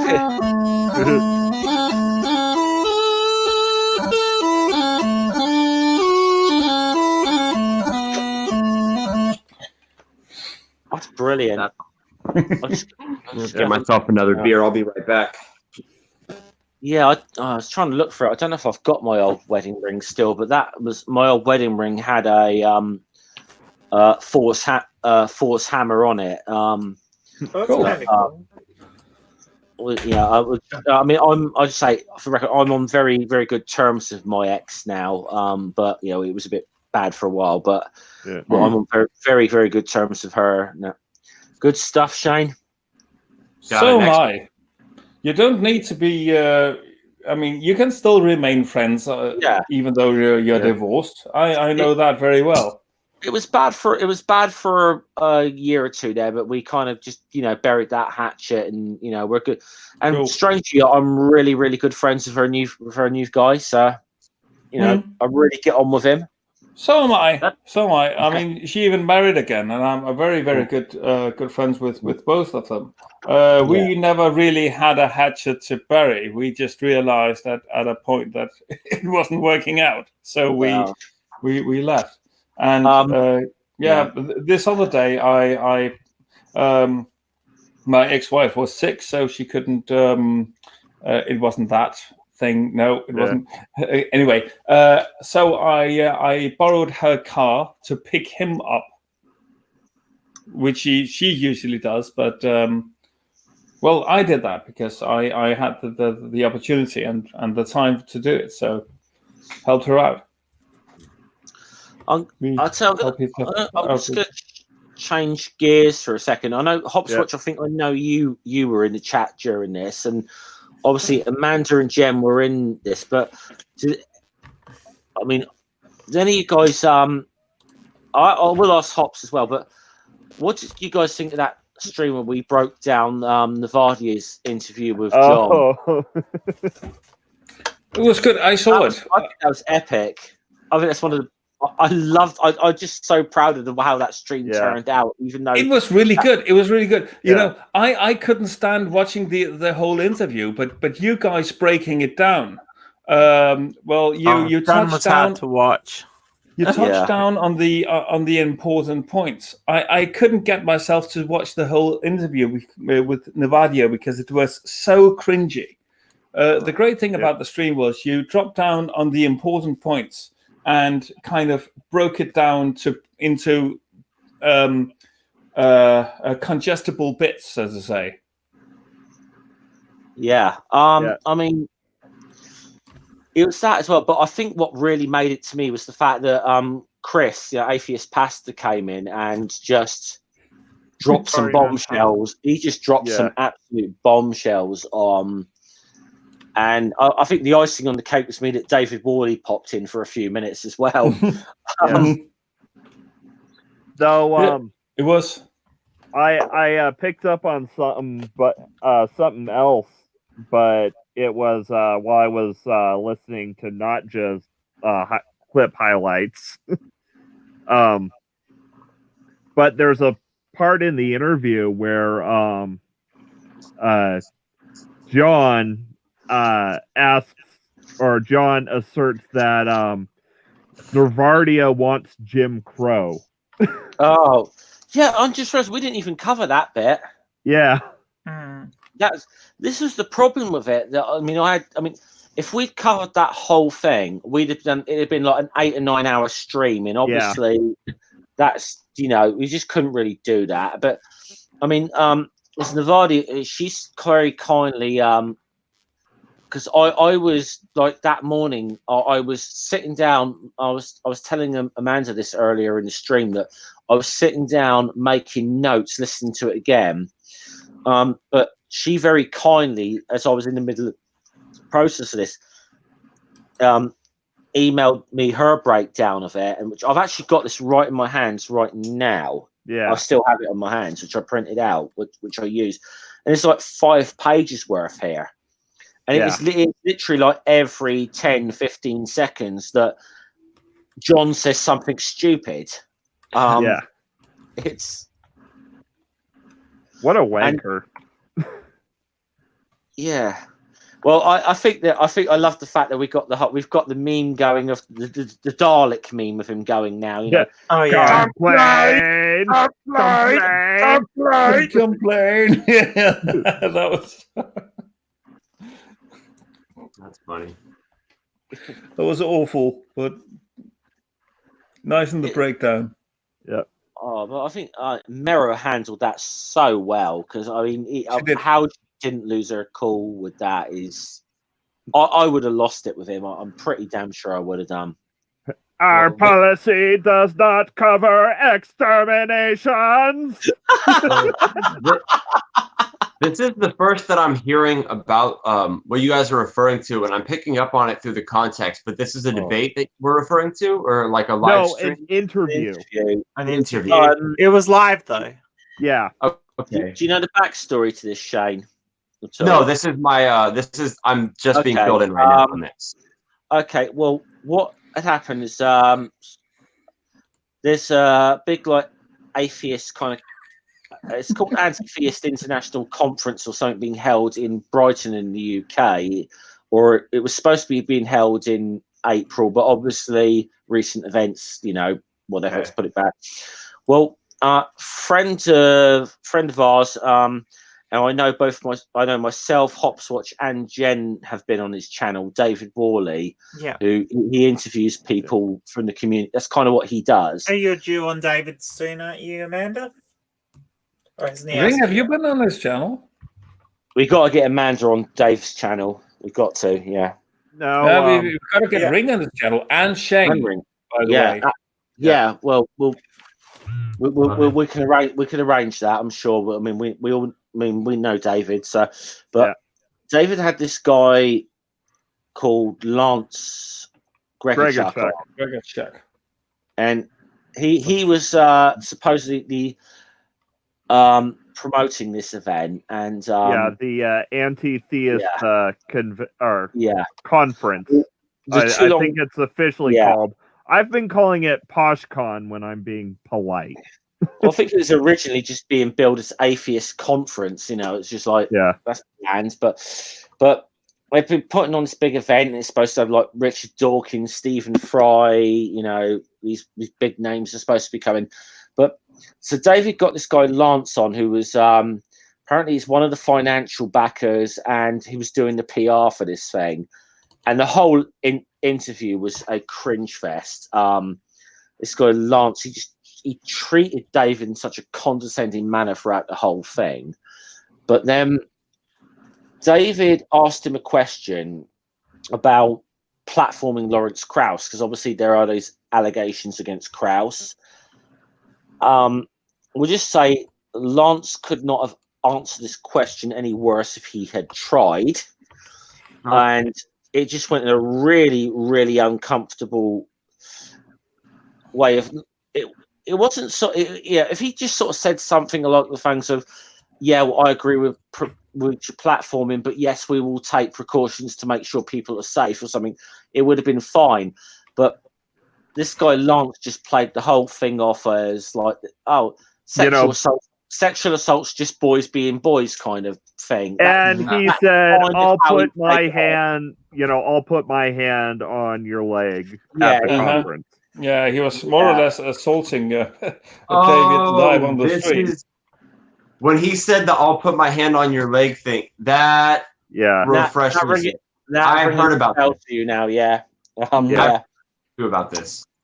Obviously, I covered it, even though I'm a fairly small channel, but then some big channels like I think Rachel talked about it, didn't she? Shannon Q, they all covered this, and yeah.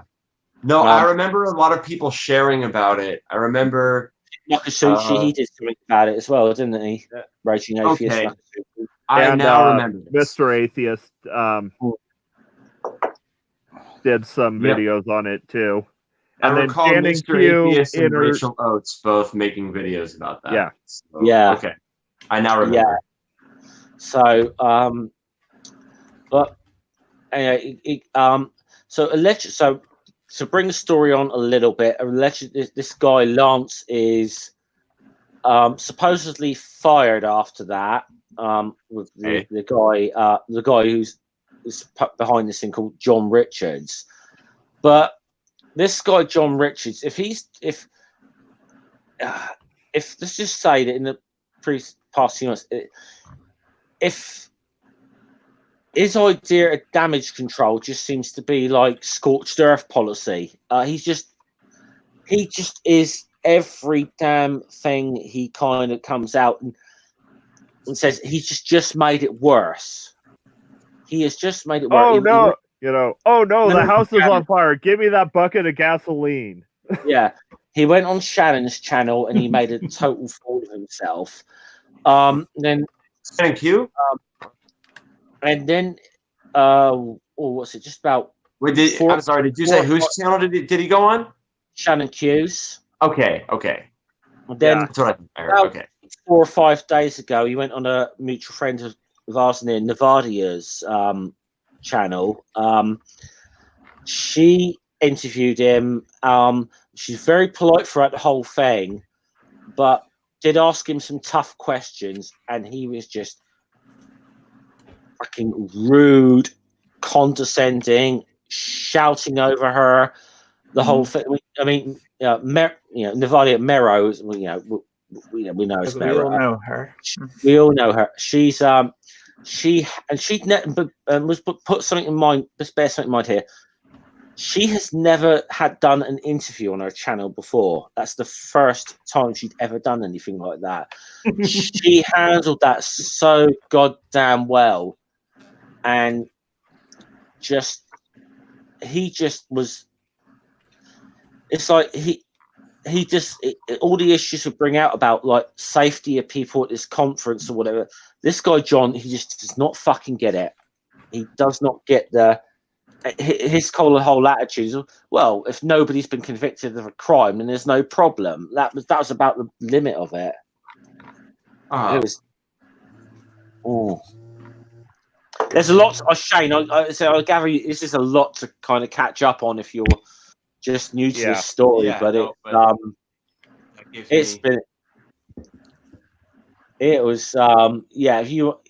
definitely go watch Nevada's interview with him, and but I did a stream about 2 days ago, and obviously Jen and Amanda were on that, where we kind of broke down that interview, and I'll assure you, we only touched some of the highlights. And there was so many more things that he said during that interview that we didn't even get to cover, because it would have taken about 9 hours, a 9-hour stream to get through the whole thing.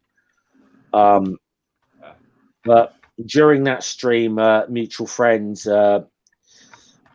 Chris, aka Atheist Pastor, he kind of came in and dropped some bombshells, shall we say? Okay. So that's. So I just kind of bringing Shane up to date with that story. I don't know if that's a bit much. Yeah, that gives me everything. And I got the reminder. Once Ring made the comment about the rubbing the hand on the leg, I realized I had heard about this before. Yeah. But now I have everything necessary for it. So. Yeah, and like every time this John Richards guy gets on, he's basically just like, oh, this is just for me to promote the conference. And of course he doesn't. either he doesn't get that, we're trying to get them to address things that need to be addressed, or he doesn't care. It seems to me like he doesn't care. All right, up on the link there. Thanks, Critical Cripple. He's put Dave Worley's playlist of all the videos that relate to this subject. Cool. I've done a playlist of this stuff as well, but I think Dave's Worley's playlist is far more up to date than mine is. So. Yeah. I see the link that was just shared. So yeah. Yeah. Okay.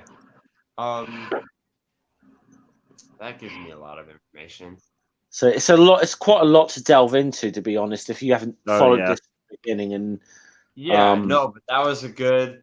And I mean, anyone else in the chat who anyone else watching, I mean, is now caught up on all of that. So yeah, like you said, it's a lot to dive into. It's a lot to take. There's one thing I didn't even mention, Shane, of that whole story is that as a response to this, Dave Worley started his own event as a. We lost Shane. Probably sound issues again. Okay. Or possibly so he could. No, I don't think he'd, check out the playlist while he was in the stream. Or maybe he's just, saving the playlist to check later. Possibly. Because I know that, because apparently phones don't let you do anything but stream with StreamYard. Hold on. I think Shane's back. Have we got Shane back? Yeah. Oh, sorry. I mean, you lost you for a sec. Called me and that ruined everything. So I'm back in. Were you saving the playlist? I was about to say, but yeah, Dave Worley, who originally interviewed this guy Lance and whatever. One of the things he did as a response to this whole fallout was he started his own event, and we got people to drop out of this other guy's event. Like Aaron Ra, for example, was one of the first big names to say, so just as a matter of conscience, I cannot support this event. Aaron told me about that himself. Yeah, I'm actually friends. Right. Not close friends, but like, I can find this guy. You've but I think Aaron had already bought tickets to come to the UK, and it's non-refundable. So one of the things Dave decided to put this event on mainly, I think, to kind of give Aaron something to do while he's over here, but also to have. Also, it was like a happy byproduct of that is we could have stick a good middle finger up at this other event, and some of the other people like Rachel Oates, Faye the Most Gracious, and eventually Rationality Rules, just Lloyd Evans, name a few. So they all signed up to this alternative event, which we've affectionately called DaveCon. Obviously, that was going to go head to head with that event, and I think, this really, I think, stuck in John's craw a bit. But obviously, due to recent these are all. But all right. I think the bit that really sticks in John's craw is the fact that he lost Aaron Ra to it. Yeah. Mm-hmm. The look on his face when Mary did look on his face when Novardia said Aaron Ra. Did you see that Cosmic Skeptic also jumped on it? Yeah, Cosmic Skeptic jumped ship as well, isn't he? And Law as well. They've both jumped ship. They're not. Yeah. Yeah, I'm glad Alex finally came to his senses on that, to be honest. But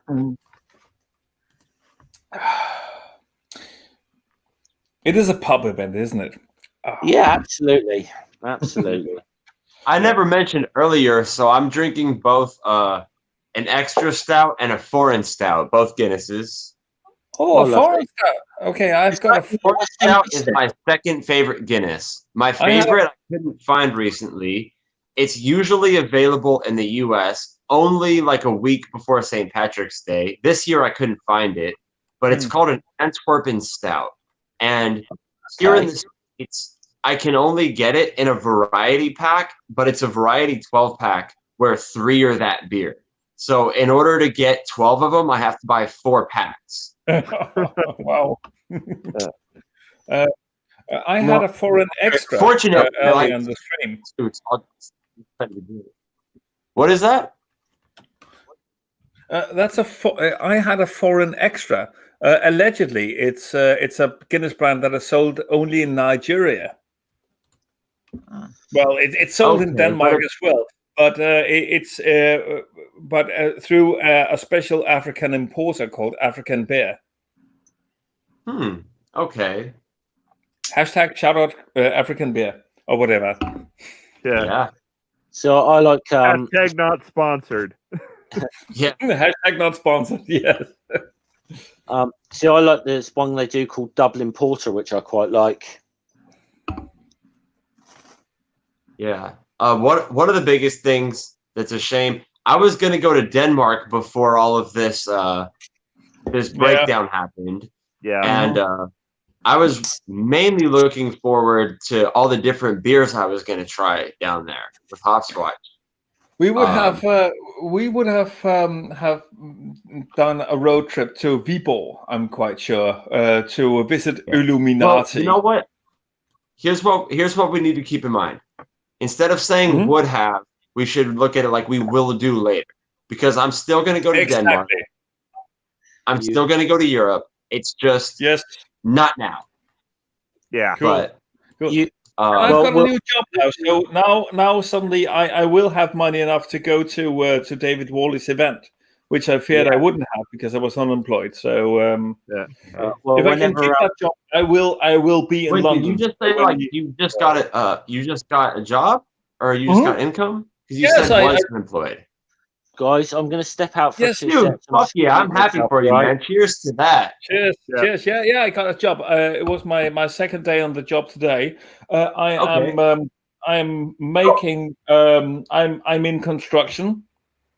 All right. What kind of construction? What do you do?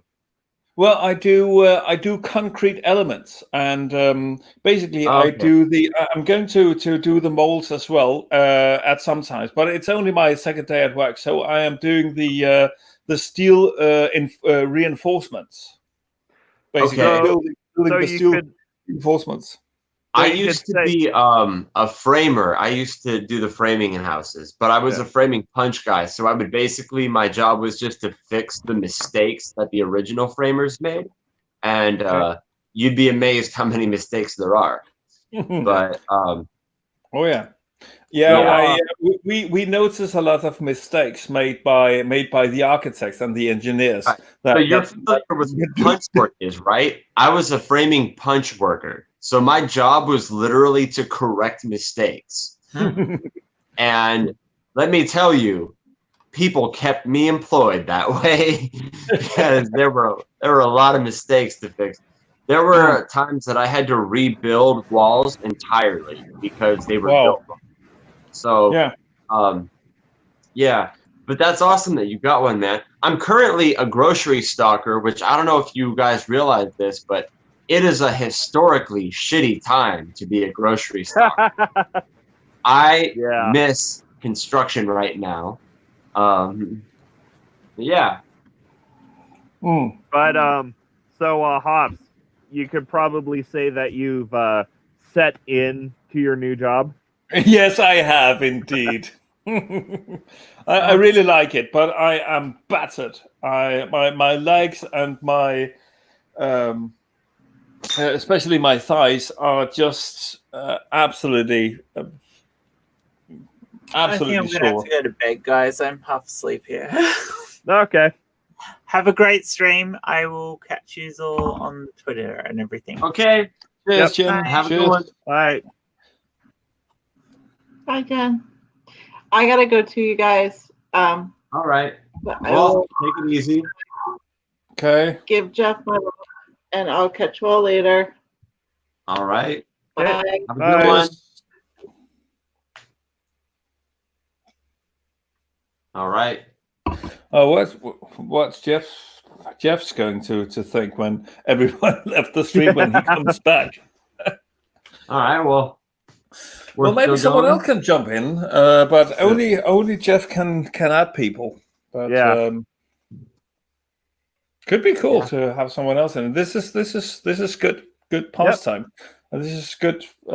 Just like the Christmas stream that we did. That was epic. Yeah, I absolutely loved that. Over the Christmas days, Shane, you didn't know that. Ring and I and a lot of other people.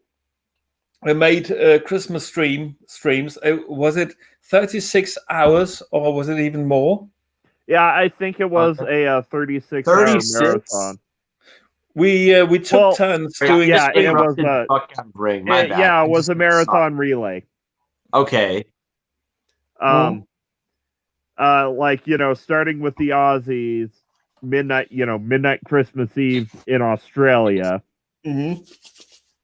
And then, following Christmas around the world and ending, when. Yeah.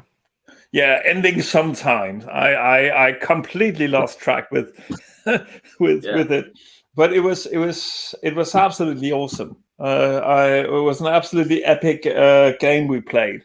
Oh yeah. So are you in for the Easter game? I'm quite more up to it now than I was just a few days ago. When I was unemployed, depressed, and miserable.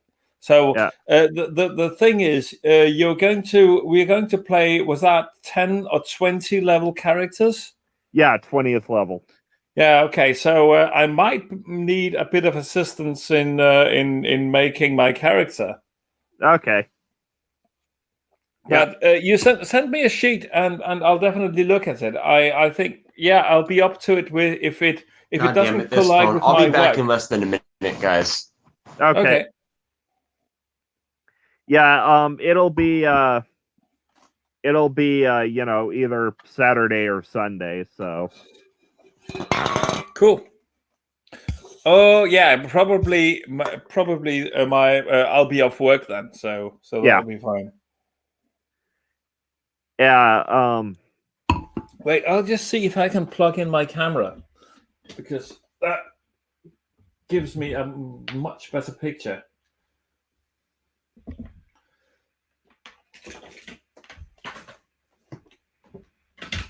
Go away. I'll just just my own camera, just because of the way the box shifts. By the way, Ring, where in the United States are you located, if I may ask? Montana. Montana, okay. Hey, Jeff. Sorry, I don't know what happened there. You say you got that testing time. My thing just went. Awesome. Yeah, I just saw just before I went out. I've got to send Hissy a link in a second, and I'll just say they were out with said goodbye to Amanda and Jen. Thanks for popping on. Been always lovely to talk to both of them. So I'm going to find Hissy on here and send her a link. Yeah. Okay, cool. She should be joining us in 5-10 minutes or so. Yeah. I'll just try to shift. I'll just try to shift cameras for a second here. So if I leave shortly, let me see. It's all right. I think so far throughout this stream, I've had, what was it? We're going on 3 technical difficulties. I won't be able to judge anyone. Yeah. Are you guys are using like webcams, huh? I'm just streaming from my phone, so. I'm just using my laptop. Yeah, I'm using a laptop, for this. So yeah, I'm always like afraid that like Wi-Fi, because I'm on Wi-Fi. I'm always afraid it's going to cut out any seconds. And I'm sure my quality is the worst, but yeah, that's because I'm using my phone. Do you know what? About 2 or 3 weeks ago, I managed to secure an interview with a guy I'd always wanted to talk to on my channel. Chris Shelton, former Scientologist. Oh yeah. Ooh. And I went to a Church of Scientology a year ago. Yeah. Well, I don't know if you know. Do you know Chris at all, Shane? I don't. Well, I've interacted with him a bit on Twitter. Yeah. Okay. I've seen videos about him, but apart from that, yeah. Well, I need to meet the guy. Oh, he's a lovely guy to talk to as well. A very nice guy. He agreed to come on, and we'll set up here or whatever, and then literally about 20 seconds into my stream, the damn Wi-Fi decided to cut out for like a minute or so, and I'm like, God damn, this is like the biggest guest I've managed to get on my channel ever, and the goddamn Wi-Fi cut out. But thankfully, I got back in, and there was a little weird thing later on where Chris's internet cut out for about a minute, and I had to wait to get him back in. But otherwise, it was a really. I'm so proud of how that turned out. I mean, I'd never. Well, it's not. I wouldn't say no. He's the third person I've interviewed, but the previous two people I've done interviews with. First one was David Worley, who I know, and the other one was Dick Dawson from the channel The Shills. But both of them guys I kind of had relationships with before. I didn't really have a relationship with Chris, but really, I was so proud of how that turned out, despite the technical issue, a couple of minor technical issues. That I'm really very happy of how that turned out. And I think it's probably one of the best videos I've done. Awesome. Yeah, so far the biggest person who's been on my channel, I think, is X-Cult Baby, who was in my, who was in the Christmas frame. Yeah, and she's coming back for the Easter one too. Cool. I mean, I've got was it somewhere towards the end of the month? I'll be back in less than a minute. Yeah, no worries, mate. Yep.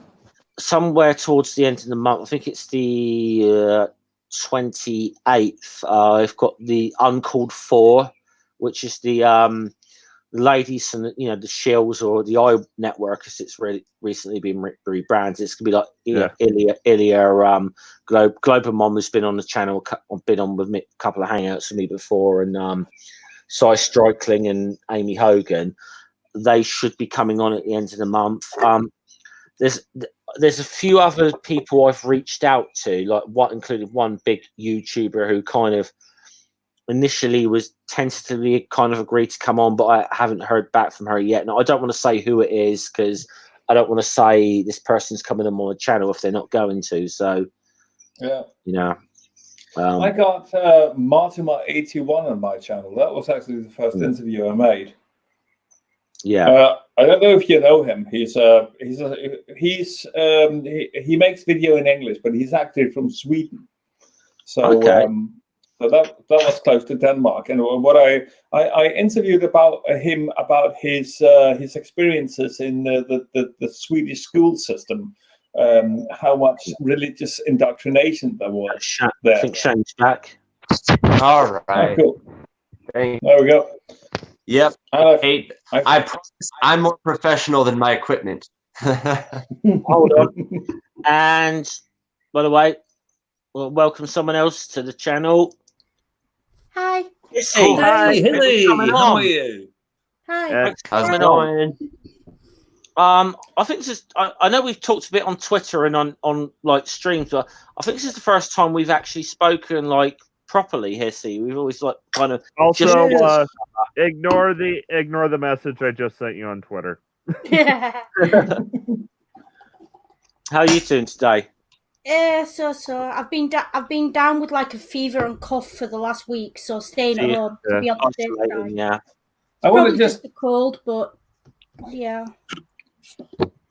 I want to say right now, I absolutely love your accent.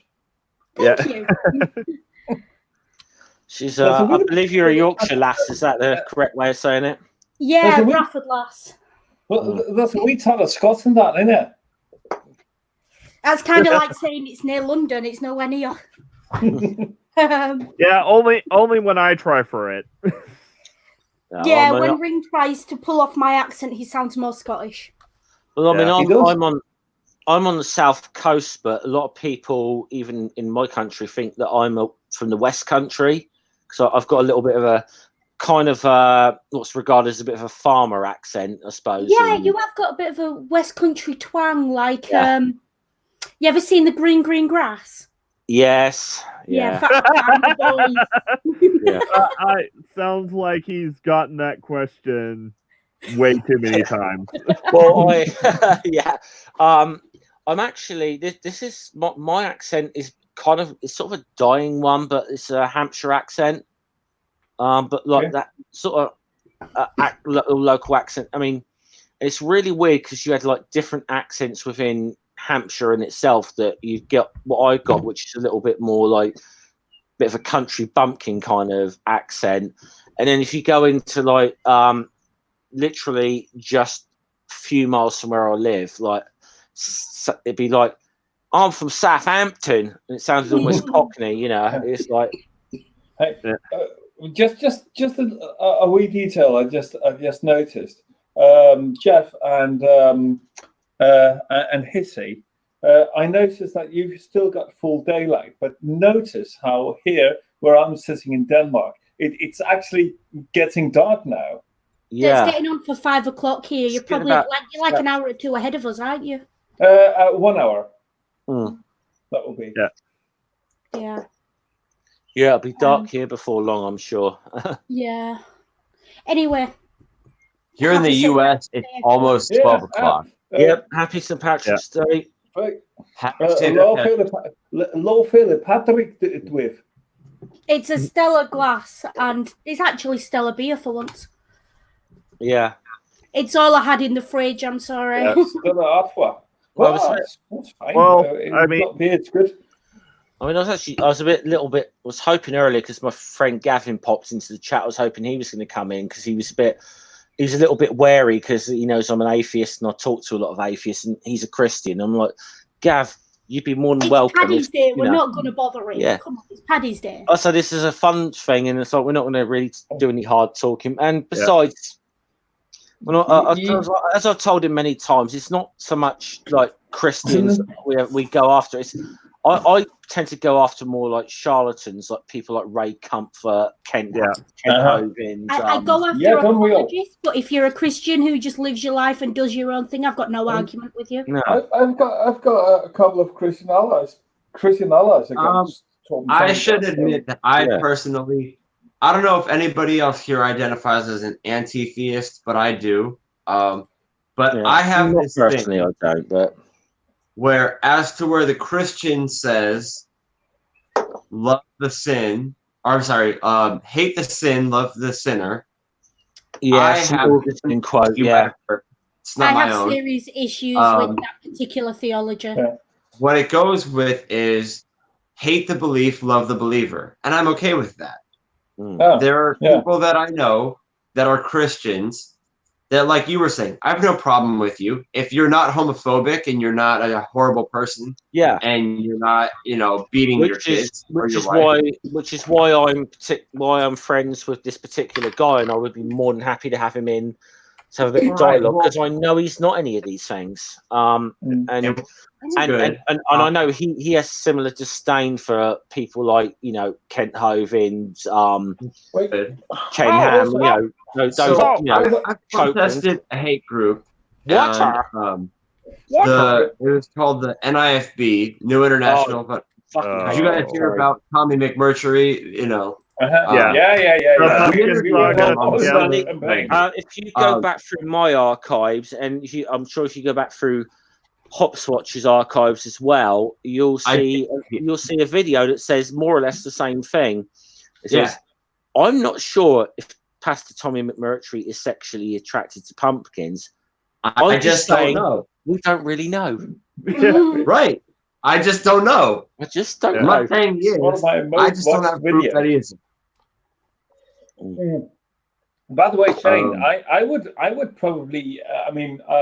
I've given it some kind of consideration. Basically, I think it's more of an academic question. But I would be an anti-theist as well. I don't believe.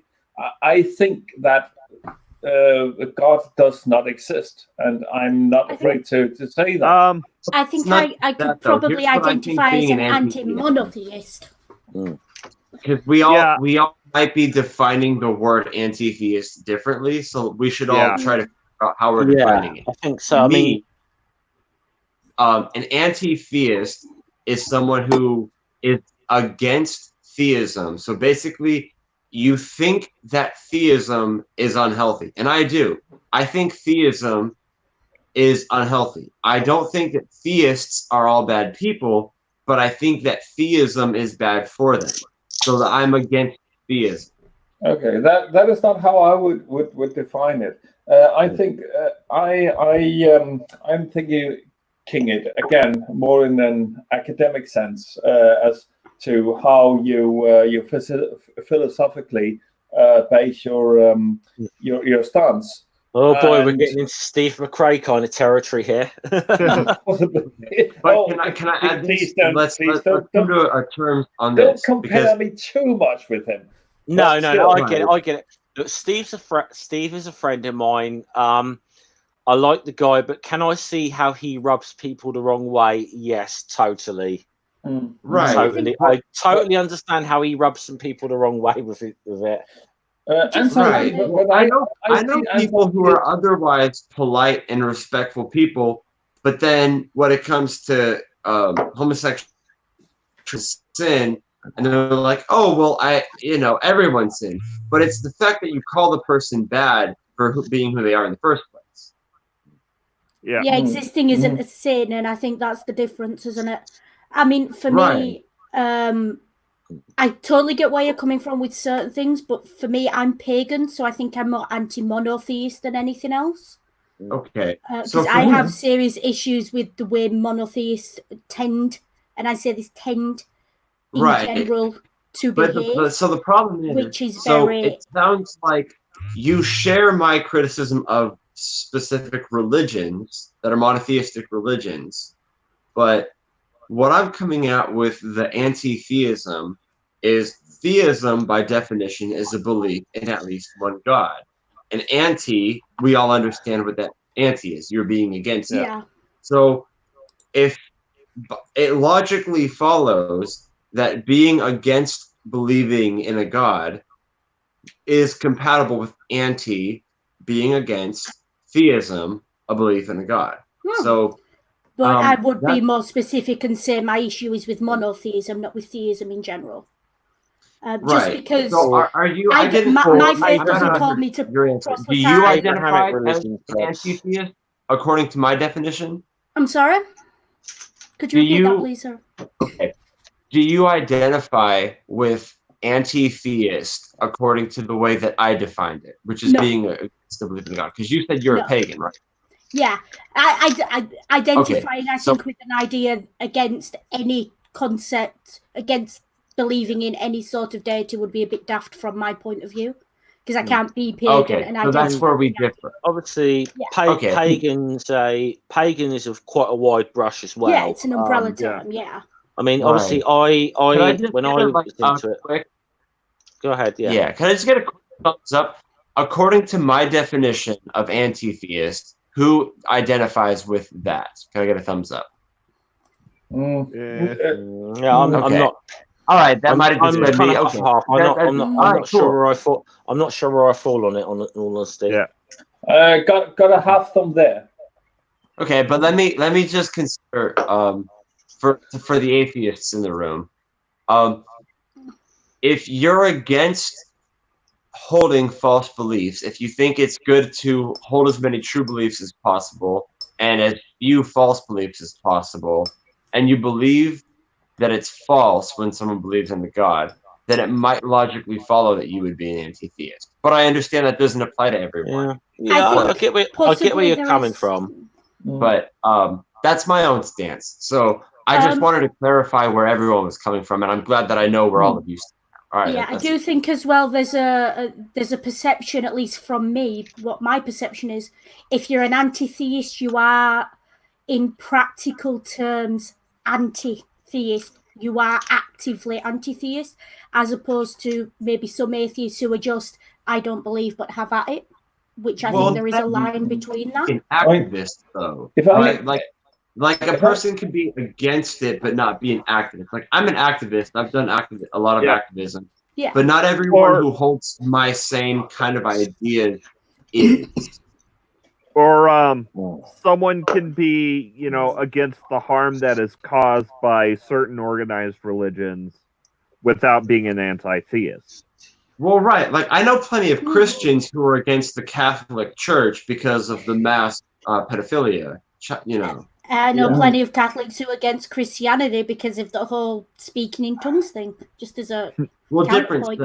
Everyone's got different opinions, haven't they? And I think the main point is that there is a difference between being a non-believer and being someone who actively dislikes, wishes to discourage, or has an opinion contrary to because, like, others holding a religion. Just means not believing in a God.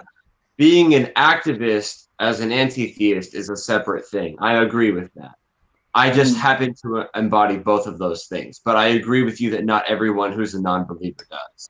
I agree. I think what I'm doing is defining anti-theist the way you define activist, and defining atheist the way you define anti-theist. I think that's where the confusion is coming. I think that's where the difference is.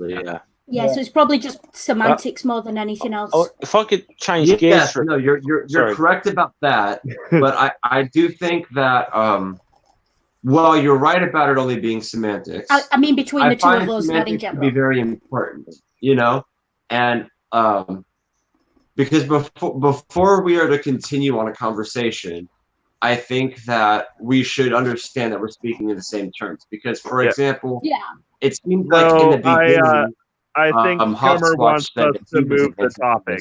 Scummer wants to move topics. Let's go for it. Only reason I run the move really because I've not had the chance to actually talk to Hissy properly before. That obviously that coming from the fact that I was used to be a pagan, I just kind of wonder what sort of path you were down, because you probably were a little bit different to me because I was more into the kind of Norse paganism thing. So I'm interested where you are with it.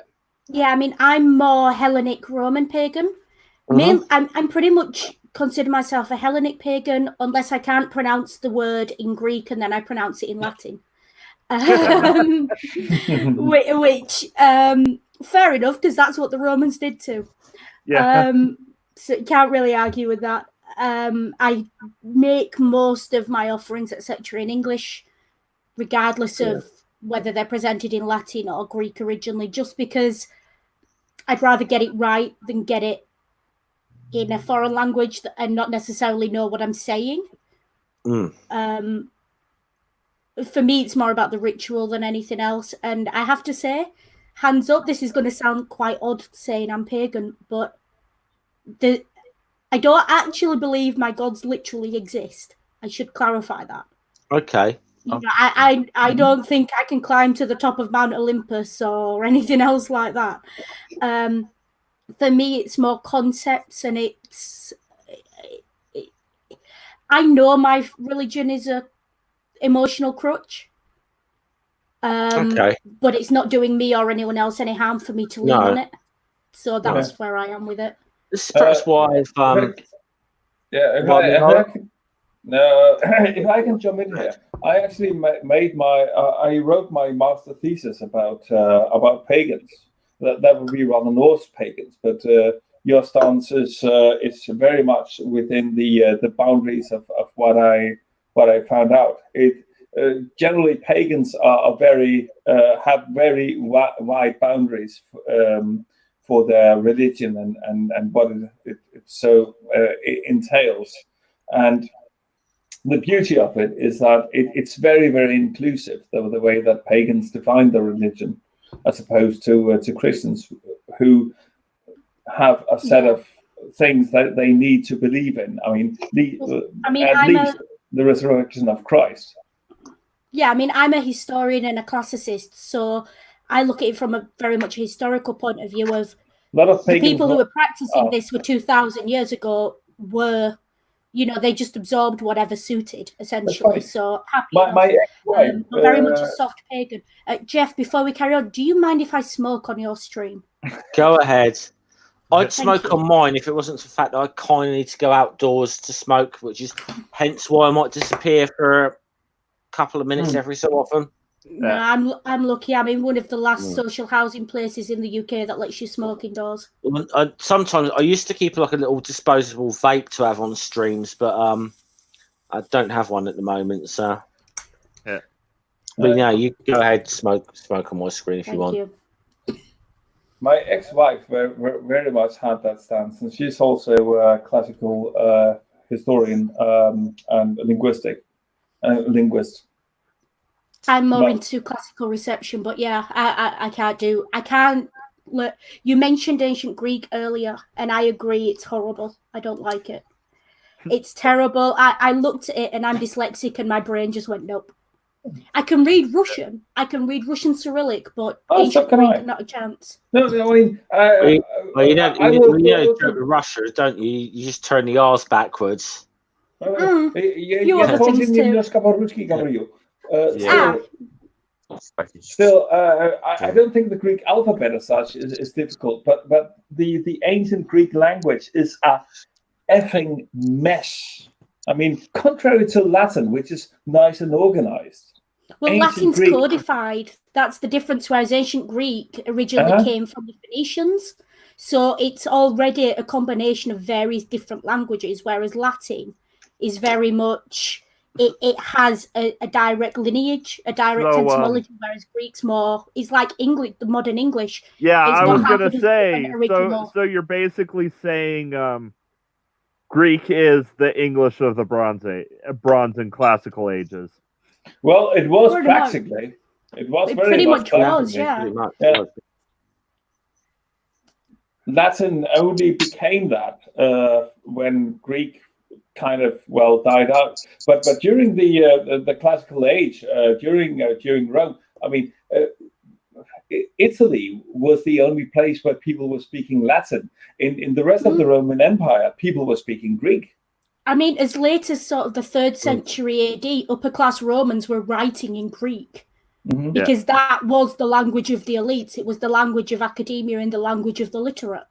Yeah. It was only the actual Middle Ages that Latin took over because the interesting thing, Latin almost died out after the fall of Rome. Yeah, because you had Constantinople still there, but their main language was Greek. So we're basically the late Roman emperors, for example, most notably, I think, but no, also the Romans before him and Romans. But I made a major essay on the Emperor Julian, and he wrote only in Greek. He didn't know any Latin. So we're I'm gonna say. Let's hear Hissy.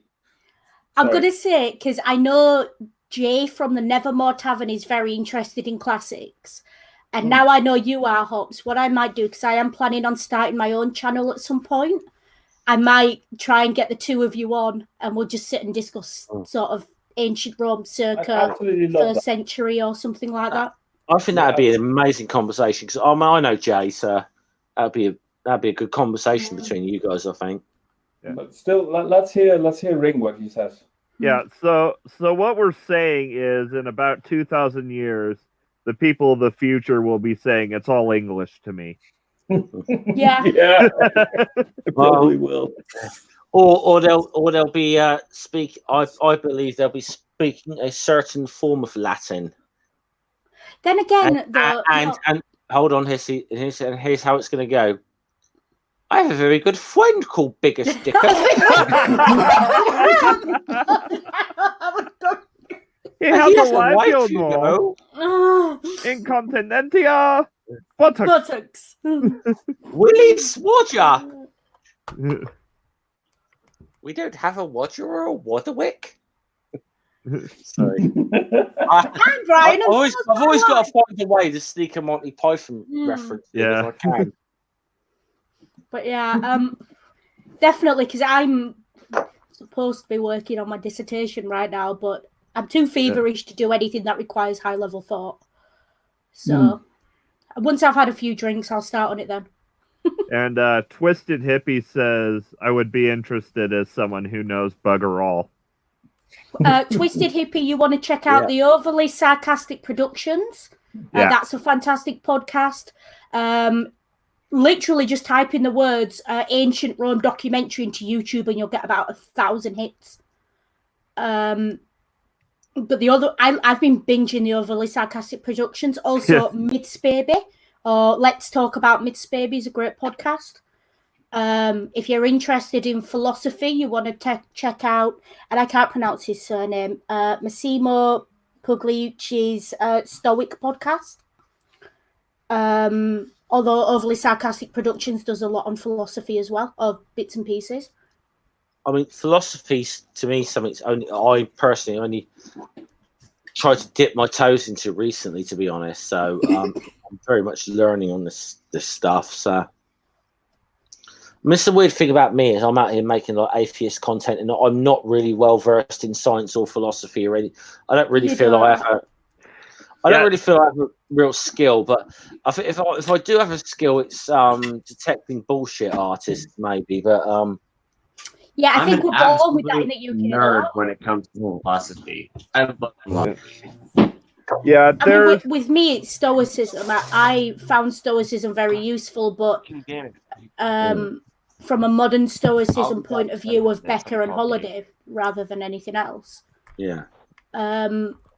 Which I do strongly recommend if you want an introduction to modern Stoicism, go read Becker's New Stoicism. Yeah. Published 1997. It's a great book. Very clear. A little bit repetitive, but very clear, and tries to minimize the unnecessary theoretical aspects of it. There's a lot of stuff in it that I just sort of look at it and go, but at the same time, you have to. We lost Shane again. Yeah, I think he had an issue with his phone. Yeah, I think he's had multiple issues. He's dropped out a couple of times, hasn't he? So I was about to go have a little cigarette break in a moment, but I'll wait for Shane to try and get back in before I do that. Cool. But yeah, there's a reason I more focus on like media and culture on my channel. Yeah. Ring's the literature person. I'm the historian of the two of us, I think. Although I do my fair share of history. Yeah. Literature even. Okay, I think if we got Shane back. Ooh, if we got Shane. Cool. Maybe not at this point in time, but I think we got Shane back. Yeah. So we just got started talking about philosophy. I mentioned that I'm a nerd and I love philosophy. And what was the response? What were we going on after that? I was talking about Stoicism, and then I was going to lead into asking you where you stand on it. Stoicism. Miller, can you define it again? What is Stoicism? So Stoicism is your Marcus Aurelius. Sort of began with Aristotle, came through Christian syncretism through Lipsius. In modernity, it's Becker and Pugliucci.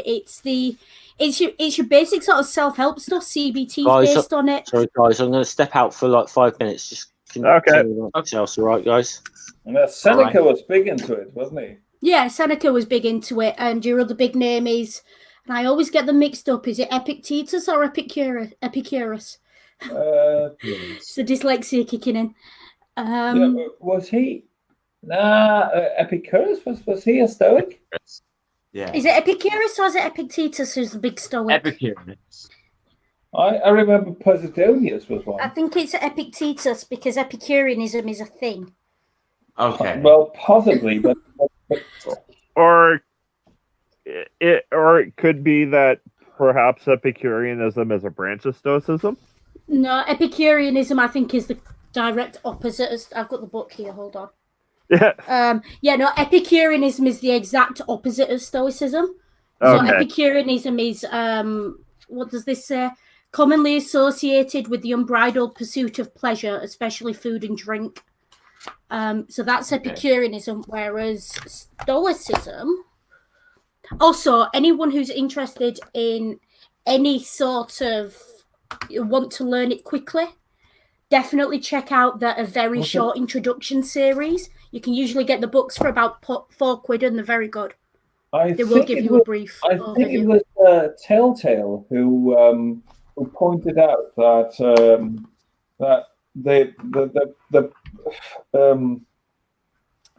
that the asceticism part in Christianity, where you have to restrain yourself when it comes to sex and alcohol and pleasure generally, was actually something that came in later, and it came in very much with Augustine, who was a Stoic originally. Yeah, but the thing is, there's a big misunderstanding of what Stoicism actually is. Because Stoicism is not about denying yourself as such. It's everything in moderation. Okay. Control your responses to things. The whole point of Stoicism is control. So when you're out of control, that's when you've got a problem in any aspect of your life. So that was useful for me, especially coming to it from a sort of mental health point of view as well. Because one of the big ones is control your reaction. You can't control events, but you can control how you react to them. And sort of control your emotions. Like the stories of... But sometimes it's healthy, I think, to lose control. Risking to contradict myself in controlled circumstances. Like when you're at a napalm death concert. Yeah, and I mean, Stoicism does allow for, in extreme circumstances, the exploration of your own emotions and how you would feel those. It's not saying don't feel; it's saying feel in control. So you know, if you're grieving because touch wood, it never happens to anyone, but you lose someone to an illness. You're entitled to grieve. What you're not entitled to do is grieve beyond what's reasonable. And it's all about being reasonable. It's reasonable to grieve for a little while and then begin to move on. It's not reasonable on the 10th anniversary to still be wearing black and to still be, bursting into tears every time this person is mentioned. That's not reasonable. Does it set out a specific date for like when you need to become, say, less emotional? It doesn't as such. What it says is that it's all about the way you respond to things. And please understand, I am slightly feverish right now and obviously drinking as well. So I'm probably not giving it the best showing. But essentially it is just about nothing in your life should get in the way of living your life. So if you get to the point where your grief is long-term impacting your ability to live your own life, you've got a problem. And the Stoics have this concept of memento mori, which I'm sure you've come across, which is remember you will die, essentially. The idea is you mentally prepare yourself for these things that are coming. And one of the more famous ones is, I think it was Seneca who told someone, look at your wife and realize that she's nothing but blood, skin, organs and hair. And one day you will lose her. But if you understand that she is only borrowed, that you do not own her, you will not grieve so harshly as you would if you don't. It's almost pre-Christian in its philosophy, and the Christians did sort of nab a lot of it. But it does have a way of it's all about seeing things in perspective and keeping perspective as well. And it's none of this, God gave, so God giveth, so God can taketh. It's none of that. It's more shit happens. Yeah, shit happens, deal with it, essentially. So yeah. Okay. Yeah, I like that one, Twisted Hippie. All things in moderation, including moderation. Cheers. Yeah. Most of that. Mainly, I know most about that because I'm writing my dissertation on it, but I just... Yeah. My mum always used to say, "Take each day as it comes." That doesn't work for me. Because she came to that from a Christian point of view, one day at a time. It doesn't work for me. But if you're getting the bagpipes out, and I want to hear you play again. Okay. Yeah. Yeah, play that.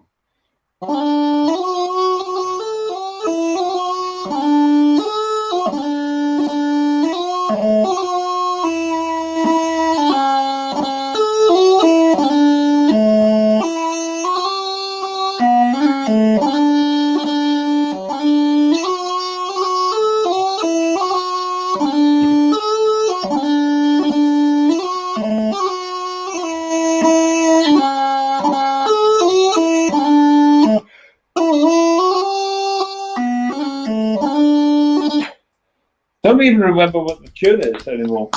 Yeah. Also, Hey, Hopswatch, sorry, I'm back. Can you play Nazi Punks Fuck Off on there? I'm afraid not, no. Yeah. How dare you, by the way, how dare you use a Napalm Death reference when I'm out of the room? Yeah. Yeah, I know. So basically, Hops, I am like that. I've seen them a couple of times. I know, because I think we talked about this before. I've seen them a couple of times.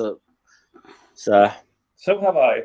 I saw them in 2018 in Copenhagen. That was absolutely awesome. That's one of the very best concerts I've ever attended with any band. Well, the first Sorry. time I saw them, the first time I saw them, maybe they were having a bit of an off night that night. They weren't that good. But I got sort of convinced to go and see them another time when they came back to Southampton, and I went to see them a second time, and they were fucking awesome. They were absolutely on form. I've seen them 3 times. The first time was in 1995 at the Roskilde Festival, and I saw them as just a kind of a curious thing. Just went there. Hissy, if you're frozen, sorry. Is Hissy frozen? I think Hissy's frozen. Are you still there, Hissy? No, I'm still here. I thought you'd frozen. No, I'm just listening to you. So talking about. I'll be back in a minute. I gotta run to the restroom. Sorry, he brought up grindcore metal. I had to sort of. Yeah. Fair. But, I do have to say though, I definitely want Hops on my channel when I get it up and running. If only to talk about the books in the top right-hand corner of your bookshelf. Oh, yeah. Your left? Your left, maybe? My left? Over here? Yeah. Top. You've got to do a channel here. See. The Hitchhiker's Guide to the Galaxy. No, the ones right in the top corner, all in a row. I know that's set up anywhere. Yeah. So up here. Up there. Yeah, your Harry Potter books. Oh, my Harry Potter books.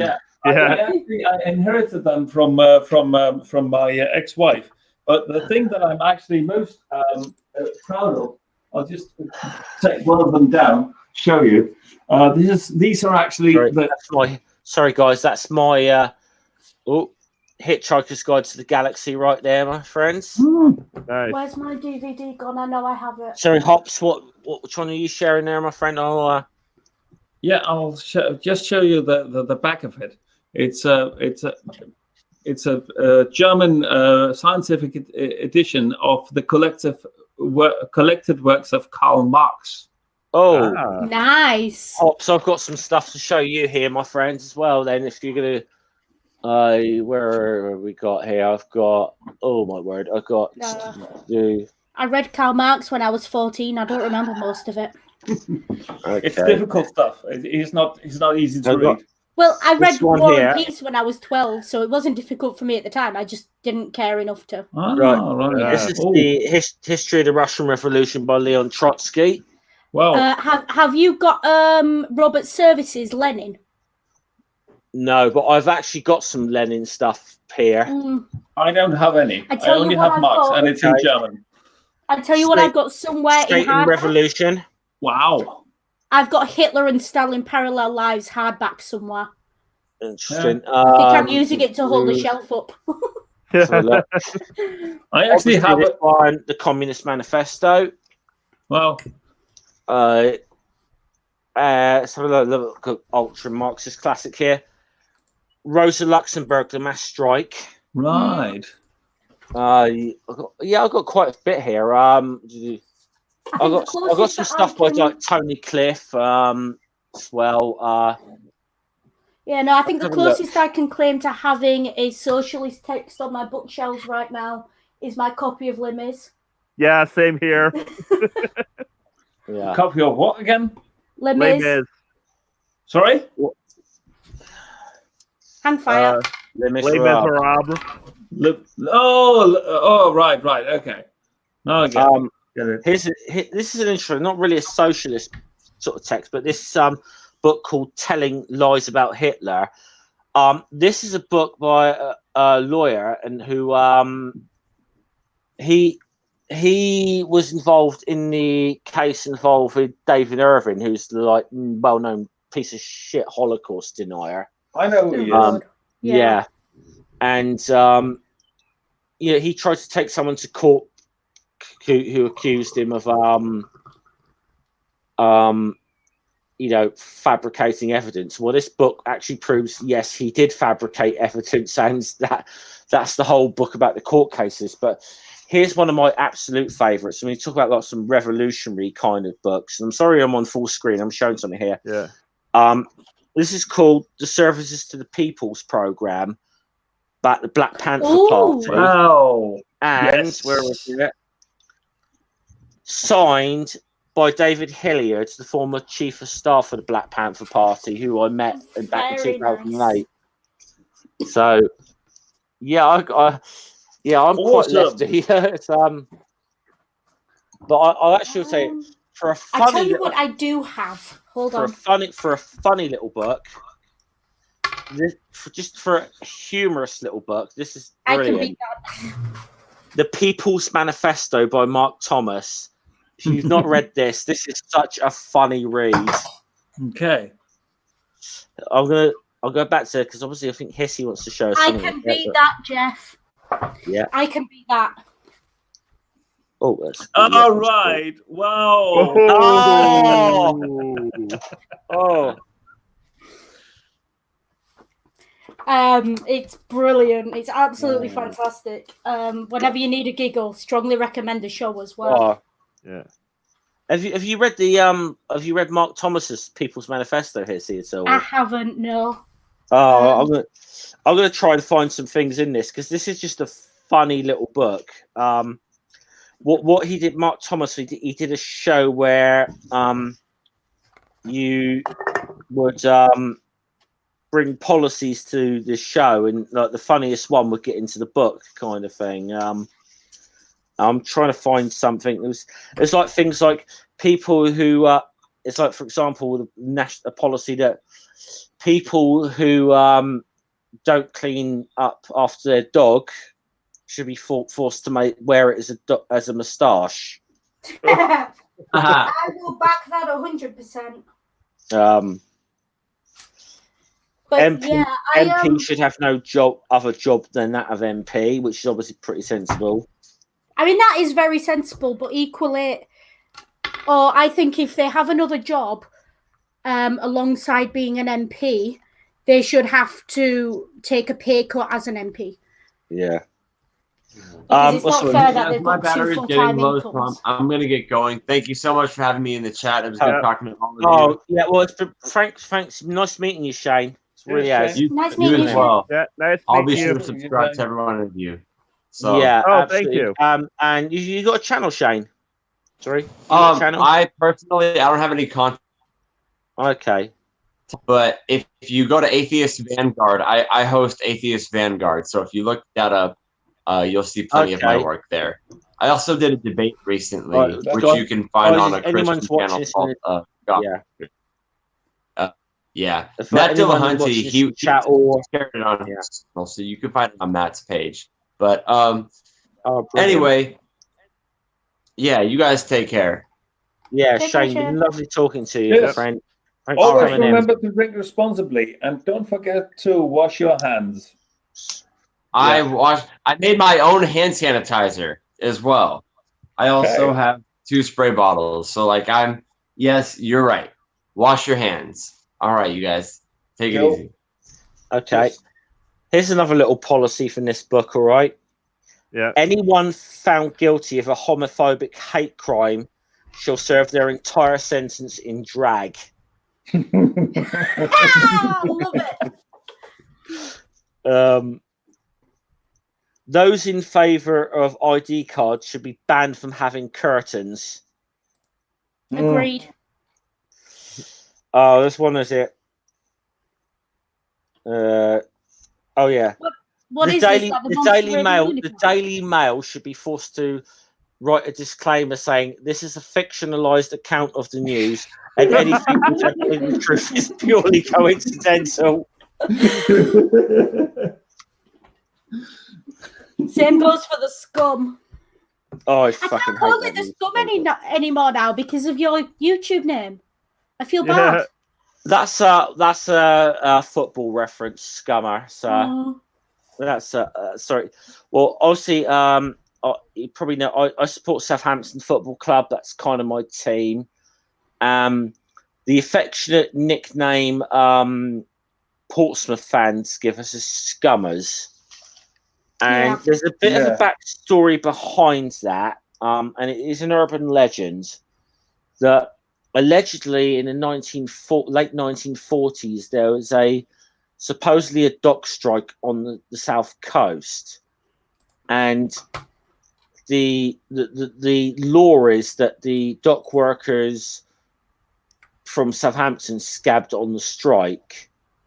And allegedly, their union was called the South Coast Union of Men or Maritime Workers. It's SCUM. SCUM, yeah. Yeah.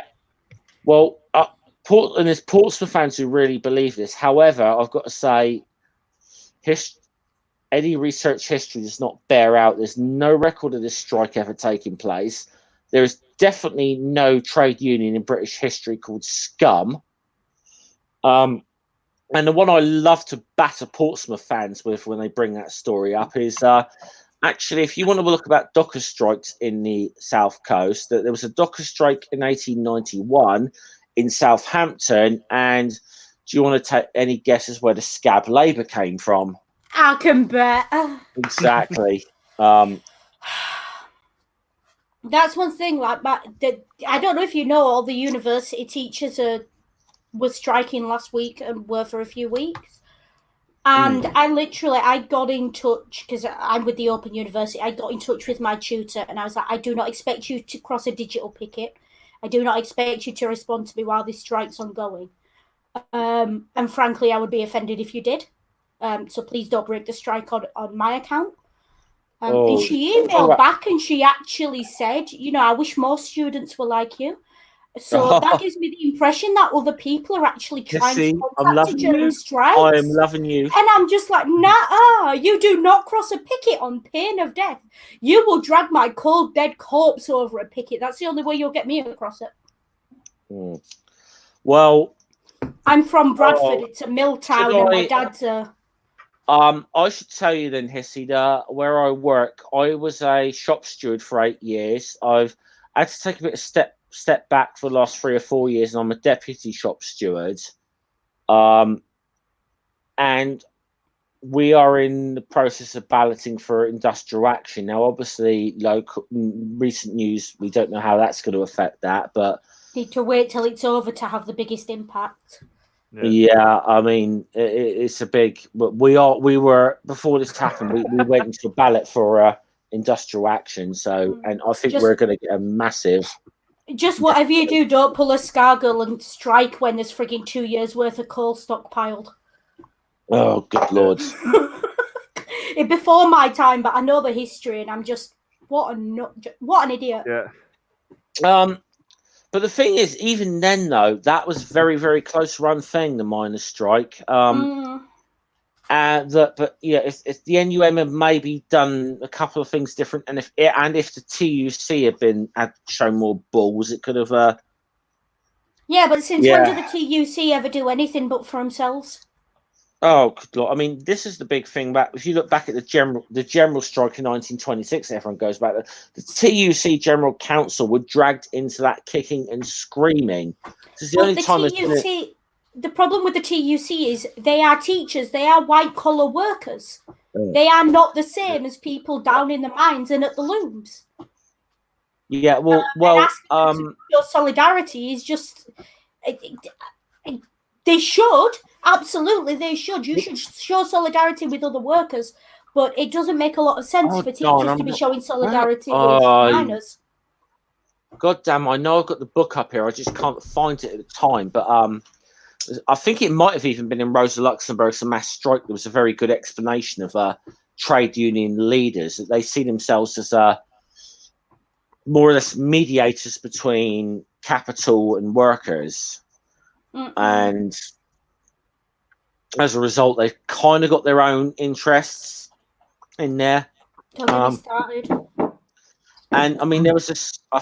The closest Britain ever got to a revolution was in 1919. I don't know. I think the the miners' strike probably came close to the poll tax riots. Oh, you should look into 1919. This is a bit of like forgotten history, actually.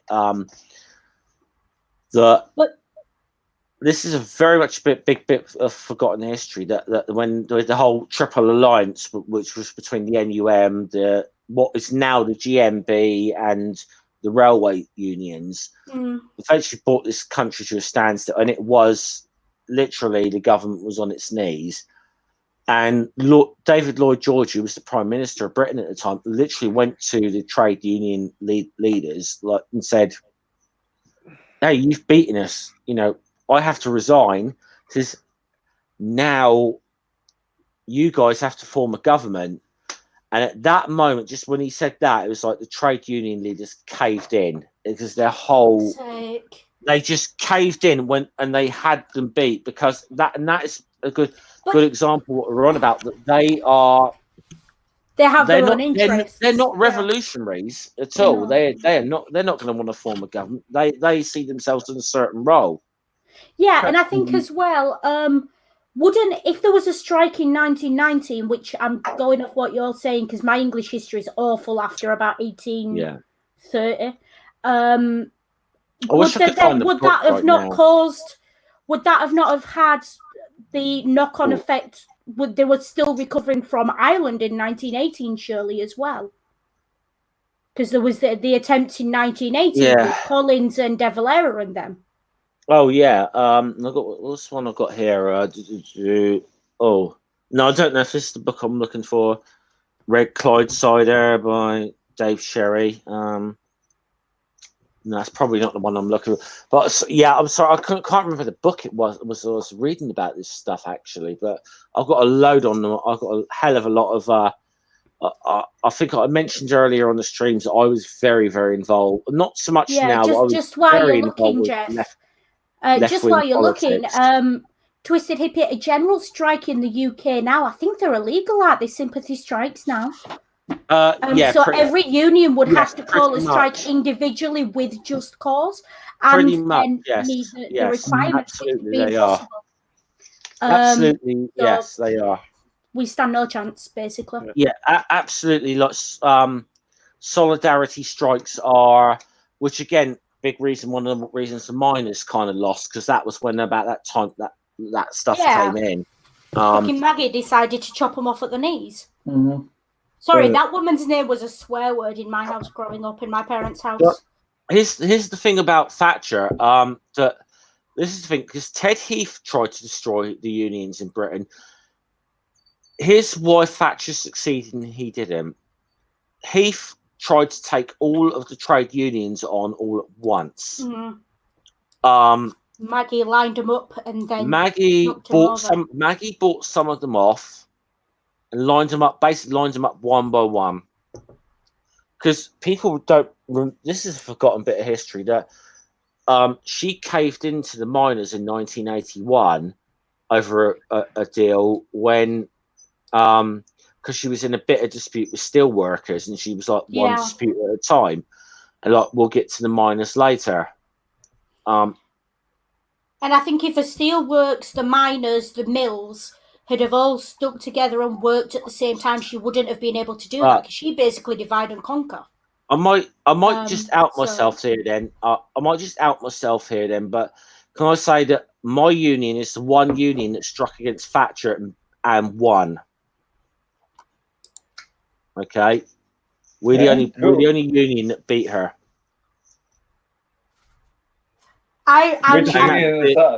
Communication. It's now the Communication Workers Union. That's my union. That's my union as well. CWU. Yeah, CWU. Okay. Okay. Well, I might as well out myself here. Royal Mail. I might as well out myself. I've been trying to keep myself quiet, but I can out myself because of the role I'm in, but finance and call centre work. I'll just say that's the company I work for, but yeah. I can't name the company, but I work in a call centre for a bank. I'll just say Royal Mail. That's who I work for. Maggie bought off the working class with right to buy. That's exactly what she did. Yeah. And they fell for it. I worked in a call center for 7 years. I got literally sick of a rabbit hole like trade union politics and left wing politics. Yeah. This is why Ringer's sat back, because he knows once you get me started. Yeah. Yeah. But yeah, I'm with the CWU. I actually caused a bit of a kerfuffle my first day of working there. I've been there about 3.5 years now. 4 years? 3 years, 4 years. My first day of working in training, I walked in, and as they do, introduce yourself and then says, anyone got any questions before they start? And little me puts her hand up and goes, excuse me. And they went, what? I went, who's the union rep? How do I join the union? Or you can't join the union until you've passed training. I said, fuck that on my lunch break. I went and found the union. That is bullshit. Exactly. Yeah. I went on my lunch break and found the union rep and signed up on the spot. Cool. Because my workplace has 2 unions. A union where the rep is a manager and the CWU. Mm-hmm. Yeah. So I joined the CWU because I was like, what's the point in having a union rep who's a manager? They are not going to work for my interests. No. They're going to work for the company's interests because they're a manager. Well, I mean, like where I work, obviously the managers have their own union. I think they're part of Unite now, but like they had their own union, which I think's been amalgamated into part of Unite, which is like the biggest union in the UK is Unite. Yeah, I used to be Unite when I used to work in the casinos because Unite's one of the few unions that will take people on 0 hours contracts. Yeah. So I joined them. Yeah. When I was, I used to be a poker dealer in a valet at a casino. Okay. So I joined Unite there. Or was it Unison? Unite. Meanwhile, Meanwhile, the most interesting thing I've ever done was make PowerPoints for officers. Yes, but you couldn't unionize in that job. So, yeah. But yeah, no. It was the union that accepted you on a 0 hours contract anyway. The purple one. Yeah, Unite was an amalgamation. The main 2 unions, and they were 2 of the bigger unions in the UK, were Amicus and the Transport and General Workers Union, and that they amalgamated to form Unite, which is like the big labour union in the UK. Yeah, the service sector union. Yeah. But well, I'm in America, so we can't. Yeah. You don't need unions. You need an entire revolution. Yeah. Oh yeah. I know they still need unions in the. We all do. Obviously, there's an awful lot of baggage that's gone with the history of US labour unions. The problem is they have a law that says literally you can't be communist in the US, and it's still technically on the books. So their country's basically fucked when it comes to socialism. Sorry for the language, but that's what happens when I get a pint of Stella in me. Swear all you like on this channel. I only try to keep the C word off my channel. That's my only little thing. And of course, even a nationalized healthcare system is considered too socialist by unfortunately significant portion of the population. What's one I can never quite understand with the United States? Like, even conservatives here would probably, not necessarily politicians, but people who are inclined to vote conservative here they would never encompass a government that tried to get rid of the National Health Service. And it's one of those things like that. I cannot get with the United States why they're so afraid of. Well, not everyone. I think not everyone, but so many Americans have been duped into this whole kind of thing of like universal healthcare being some sort of like Marxist kind of thing or something. I just don't get it. Yeah, it goes all the way back to McCarthyism, Jeff. Yeah, especially when our broken healthcare system is literally a threat to our national security, as we're seeing right now. Yeah, I mean, I have to say as well, he's my husband, so I can say this. Yep. I am so damn proud of you for making that video. Oh, thank you. Oh, I'm going to have to watch this video. I think I might miss this. He stood up and called out the US health system as a national security threat. And I'm so damn proud of you for making that. Because someone had to say it, and you've actually got the background where, when you say it, we listen. Yeah, it's one of the few things I'm actually qualified to say. There you go. But I just But yeah, it's called like "What's the Threat" or something, where I lead from a video that was shared on Twitter where some people were claiming that someone going through a mental,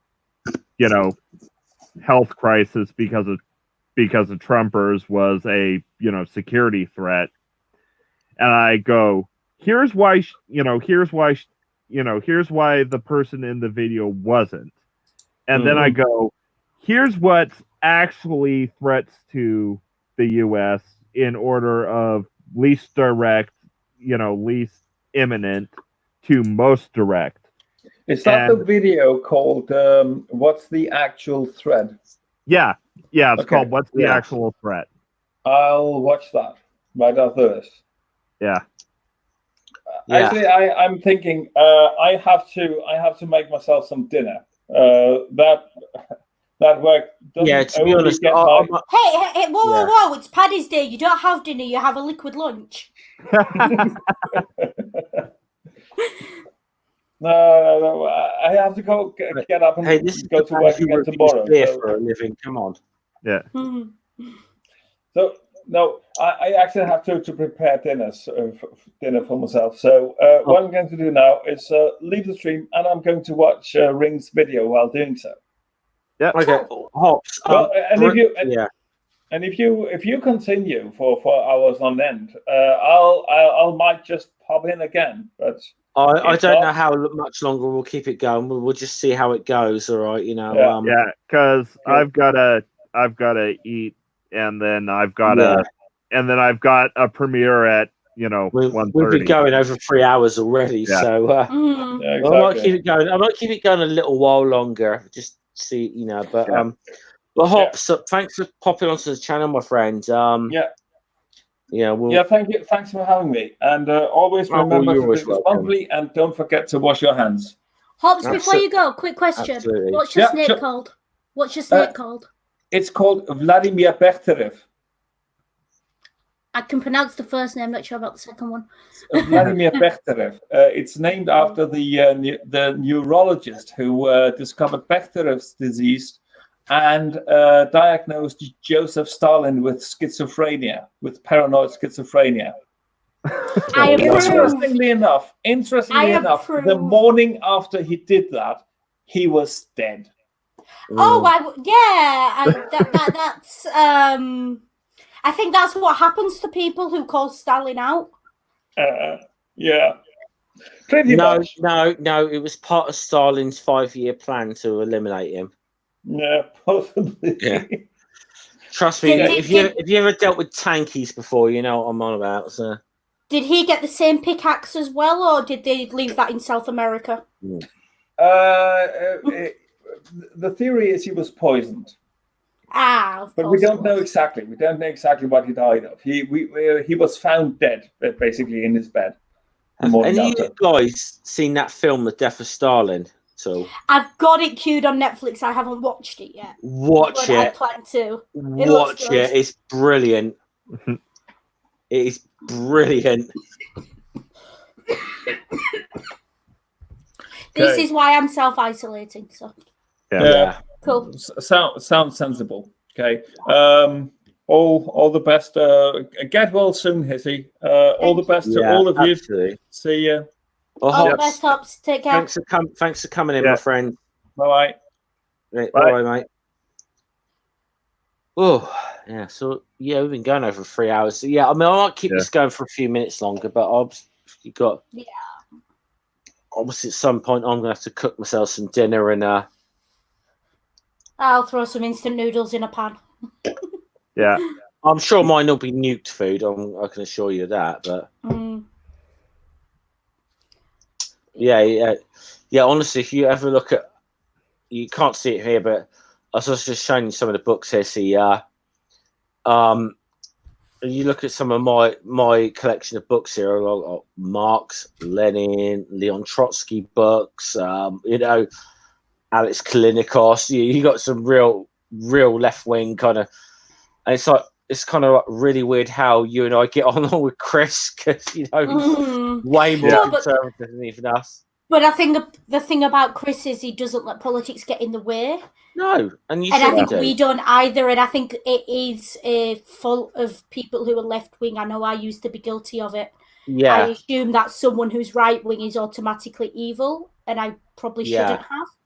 Well, and as I've grown up and grown into who I am as a person, were you on earlier? We alluded to something that I'm not willing to get too much into on air, but with Jen and Amanda earlier about certain group of people that are on the fringes of our community. I don't know if you saw that. I don't know if you were in the chat during that stream or not. The only reason I don't want to get to is because I don't want to mention these people's names. I don't want to, because I don't want to validate them by mentioning their names, and because they are also in the process right now of trying to stir up drama. I'm not prepared to, at least on my channel, to give that any. Absolutely, fair enough. I'm more than happy, when we go offline or whatever, if you got a few minutes to spare to say what that's all about. But you've been around a little bit. You probably got a bit of an idea of what I'm talking about. So yeah, I think I love this community as a whole, because I'm not atheist. Yeah. I followed Ring into this community. No. You've all been brilliant. You just Yeah. Well, it's nice. It's the most welcoming group, other than probably the Snape fandom that I've found. Yeah, I mean, unfortunately, it's like, I say I don't even view these people as part of our community. They're people who are on the fringes who are extremists. It's the best way to put it. I mean, I've characterized them as being the People's Front of Judea from Monty Python. But I thought they were the Judean People's Front. No, we are the Judean People's Front. Splitter! That's how I've kind of characterized them. And it's not an unfair characterization if you know them. It's just like they're so ideologically pure in their own, but what I've found about them more than any other sect I've come across is they're far more personalized with their attacks, which is where I have the real problem with them. Am I the only one who generally accepts that ideology is only pure when it's written on a page? The minute you bring it into real life, it's no longer pure, and you can't expect it to be or apply it in that way. No plan survives contact.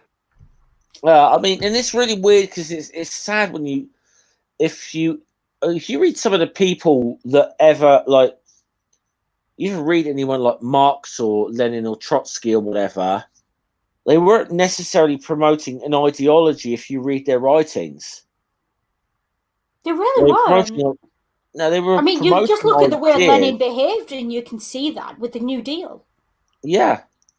I mean, I have to admit, I wish Bukharin had taken over after Lenin, because Bukharin was the one who actually had common sense. Anyone other than fucking Stalin, quite frankly. Yeah. But, no, but Bukharin for me was the guy who applied common sense to the theory. I mean, I love my one of my favourite Bukharin quotes is this. It was after, obviously, the aftermath of the Civil War, and a lot of the working class people, what we would call the proletariat, had been more or less wiped out in that war. It says, and Bukharin said something along the lines of, "What we have in Russia is the dictatorship of the proletariat. Unfortunately, we don't have the proletariat." Yeah, that was the problem. Yeah, and that was the proletariat was. Yeah. It's probably why he ended up dead. Yeah. Anyone who pissed Stalin off at a certain time in history ended up dead. Yeah. Yeah. What can you say? Yeah, I've got to say, tankies are not my favourite people in the world, sir. No, I mean, I when I was at uni, just quick anecdote, when I was at uni, there was someone I knew through a completely unrelated association who was very left-wing. I mean, I walked in there, I've always considered myself aligned with old Labour, as we know it, so I'm aligned with Jeremy Corbyn. This was pre-Corbyn, though. I've met Corbyn several times. So have I. I've shaken his hand, and I took Ring to meet him as well. Yeah. He was actually... I mean, before he obviously became leader of the Labour Party and had to get rid of it. It's like the day he became leader of the Labour Party, it's like, how the hell has this happened that I'm Facebook friends with the leader of the Labour Party, you know? Nice. Yeah. No, I met him at a thing he was doing when he was leader in the run-up to the second leadership election that he won. And therefore should have been entitled to lead the party as he pleased. You mean against the lobbyists for the private healthcare guy? Yeah. Against the Thatcherites, let's be honest. Yeah. Oh, the Blairites or whatever I call it. You're being polite by calling them Blairites. Let's be honest, they are Thatcherites. Oh, they are Thatcherites in red ties. That's all they are. Absolutely. But... you know, that's where my political alignment is, and I met this person, and I think their pronouns were she, so I'm going to say she. Made me feel right wing. Do you know what they did? This story. I was a first year, and there was due to be a EDL march in Birmingham. Now we were based in Leicester. So we were quite close. And she walked into a room that was designated for LGBT students and started handing out leaflets to counter-protest the EDL to a bunch of 18 and 19-year-olds. And I just looked at her and I said, do you understand who the EDL are? Do you want these people to end up in hospitals? You don't fuck with the EDL. I will count. I'm going to maybe... you don't put 18-year-olds in front of the EDL. Hold on, Hissy. Wasn't that the group at Trafalgar Square when we crossed the other way? No, that was UKIP. Yeah. Oh, okay. Yeah. The EDL are real high. I mean, but a lot of them are like football hooligan types that were recruited. However, it's where I may have a little bit of a disagreement with you on this. Historically speaking, when we've allowed those groups to march unopposed, it's ended in disaster. However, the problem is it's making sure you've got the numbers to get out against them. Yeah. And absolutely. But the thing is, and I honestly think you've got to, if someone like the EDL is coming, yes, you have got to call a counter demonstration. No, absolutely. You have to. No, absolutely, and I will go with that 100%. But then I have some issues with the squad. I have some issues with the squadists who want to just go out and have a punch up with them. Yeah, I don't think that's. I have issues with that. It's not effective. But my main issue is I asked her about safeguarding that had been put in place for this counter march, and she said to me, "What safeguarding?" At which point I said, "Do you realise who you're dealing with? You want to put mixed race, LGBT, young people with literally no fighting experience, because most of them were middle class, opposite the road against the EGL, and you don't expect some of them to end up in hospital." Yeah. You know, you need to think these things through. And that's not how you do it. Yeah. I mean, here's what here's the thing, like, because like I've been on YouTube a little while. I picked up a troll or two that's made threats to me, and like, well, one guy. I'm still largely invisible to trolls. Yeah. Well, let's just say one guy who I'm not going to mention his fucking name. He's just a prick anyway, but threatened to like dox me and out me or whatever, and I said, "Go for it," because do you know what? My picture and my docs is on Red Watch. Damn. So you're already well doxed. You're just Go for it. If you think you can do any more harm than them fuckers, and they've done nothing. Okay. Yeah, my picture and my name is on Red Watch. Yeah, someone tried to dox me about 8 months ago, some turf. And that's why on my Twitter, you will see it's got my real name on it. It's got where I really live, and all my social media links are listed there. Yeah. If you want to come and find me. If you think you can find my employer and contact them and tell them what I get up to in my spare time, go ahead. My employer will probably come to me and say, "Why we've got fuckwits calling." They don't give a fuck what I do in my free time. It's my free time for a reason. We have workers' rights in this country. They can't control me. Yeah.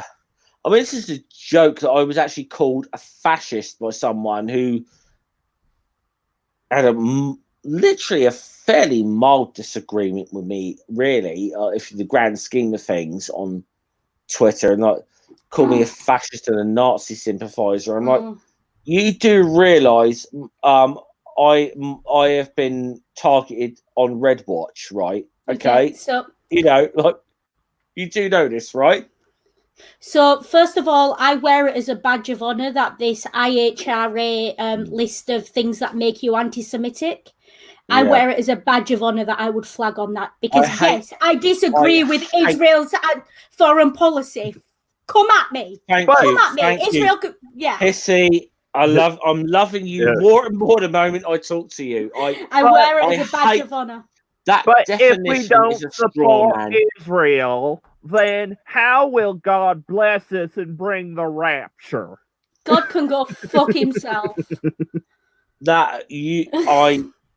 Why any definition of anti-Semitism even has to mention Israel? The whole definition's a straw man. The thing is, I have Jewish friends who I literally sent this list to when I found it because I was concerned. I was like, have I ever done anything anti-Semitic to you? And they've looked at it and gone, I don't know, because according to this, I'm anti-Semitic too. Yeah. So do I. I won't say her name exactly. I might say her surname on stream. But she's very... No, her surname's Franklin. Okay. I'm not going to say her first name because but she's a good friend of mine who is very, very anti-Israel. Now, her auntie was Rosalind Franklin. Does that name rings a bell? Yes. Yeah, that rings a bell. Yeah, one of the great scientists of the 20th century, underrated. Well underrated, but female, so what do you expect? Yeah, well, I mean, and effectively should have been included in the Nobel Prize for the discovery of DNA, but wasn't. Yeah. Yes, because I'm friends with her niece, and she is. I could say now. I mean, obviously, Rosalind Franklin's Jewish, and her family's Jewish. Her niece. Oh, I'm not going to say her first name, but very hugely critical of Israel. Well, the thing is about Israel didn't exist before the 40s, basically because the West felt guilty after the Second World War and wanted somewhere to dump them all. Yeah. Now, I'm not being funny. If we are working off 2,000-year-old historical precedent for what countries have the right of sovereignty over what land, we should all go back to speaking Italian and start answering to the Romans. Yeah. So, that's my point on Yeah. it. You can't go back 2,000 years to make a land claim. It's bullshit. Yeah. But what have the Romans ever done for us? I'm sorry, I had to do it. You did. The roads? But yeah, but apart from that, in regards to the EDL, I have another movie reference. Go on. They won their court case, so they're marching today. Who? I hate Illinois Nazis. The fucking Nazi party. I made sure to educate. Sorry, Omri, you just quoted one of my favorite movies in the world there, my friend. Well, this Sunday we're discussing it on my channel. Am I in that one? Oh, what time? It's usually 8 a.m. Montana time. Hang on, have you Sunday? Hold on. So have you already got it set up? What's that? No, UK? not yet. What is that UK time? 2 because 2 p.m. daylight savings. Yeah, 2 p.m. Mm-hmm. 2 p.m. If you are willing to send me a link to that, The Blues Brothers is one of my favorite movies ever. Yeah, it's the. I know Jason Nevermore. He loves that film as well. Yeah, it's the best jukebox musical of all time. It's the best musical of all time, full stop. It's one of my favorites ever. I'd quibble with best musical. I'd put it in the top 3 definitely, but what are your top 3? Well, the thing is, the top 3 are pretty much, or the top 2 are pretty much co-equal. Go on. Les Mis and the Blues Brothers. Yeah, I was going to say just edges out Les Mis, so you saved our marriage with that one. I'm sorry. The Blues Brothers is better than Les Mis. Fight me.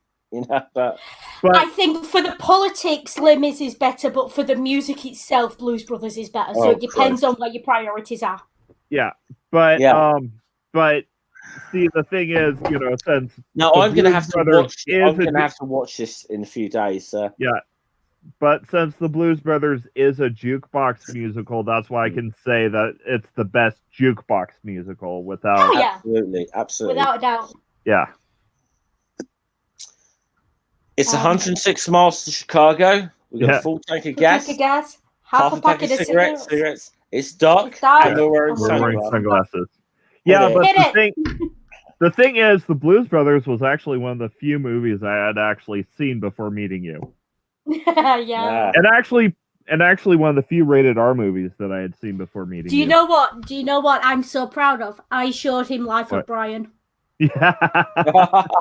The uncut version. Yeah. Because I have it on DVD. The uncut version. I showed my ex that. My ex, who I'm very good friends with still, but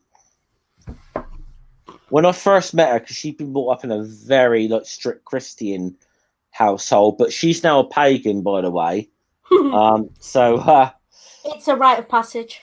Yeah, but she had never watched Life of Brian because that had been a forbidden kind of film, and she was still a Christian when I showed her this, and she's like, "Why was that so offensive?" Yeah, well, in the U.S., it's very hard. It's practically impossible to get your hands on a physical copy. It's on Netflix now, though. Although it is cut to ribbons on Netflix. And but I'll get a DVD of it. Just when I saw it, it was on leave from my deployment to Afghanistan, and all the terrorism jokes. Seriously, all the terrorism jokes in there. The thing is, my dad's. You have to understand where I came from. I came from a Catholic background, but more culturally than anything else. I was the 8-year-old being allowed to watch the uncut version of Game of Death. My parents didn't pay any attention to ratings. They watched it if they thought I could handle it. They let me watch it. If they didn't, I didn't see it, and that was it. But meanwhile, I was in one of those super sheltered, you can't read Harry Potter or do anything with Pokemon because that's how you catch the demons kind of household. Oh dear. See, whereas my parents, I think that I was so curious. I was reading at like 7, 8 years old. I was reading books aimed at sort of 15, 16-year-olds. So they couldn't stop me because they just dropped me off at the library every Saturday. And they couldn't control what I was reading in the meantime.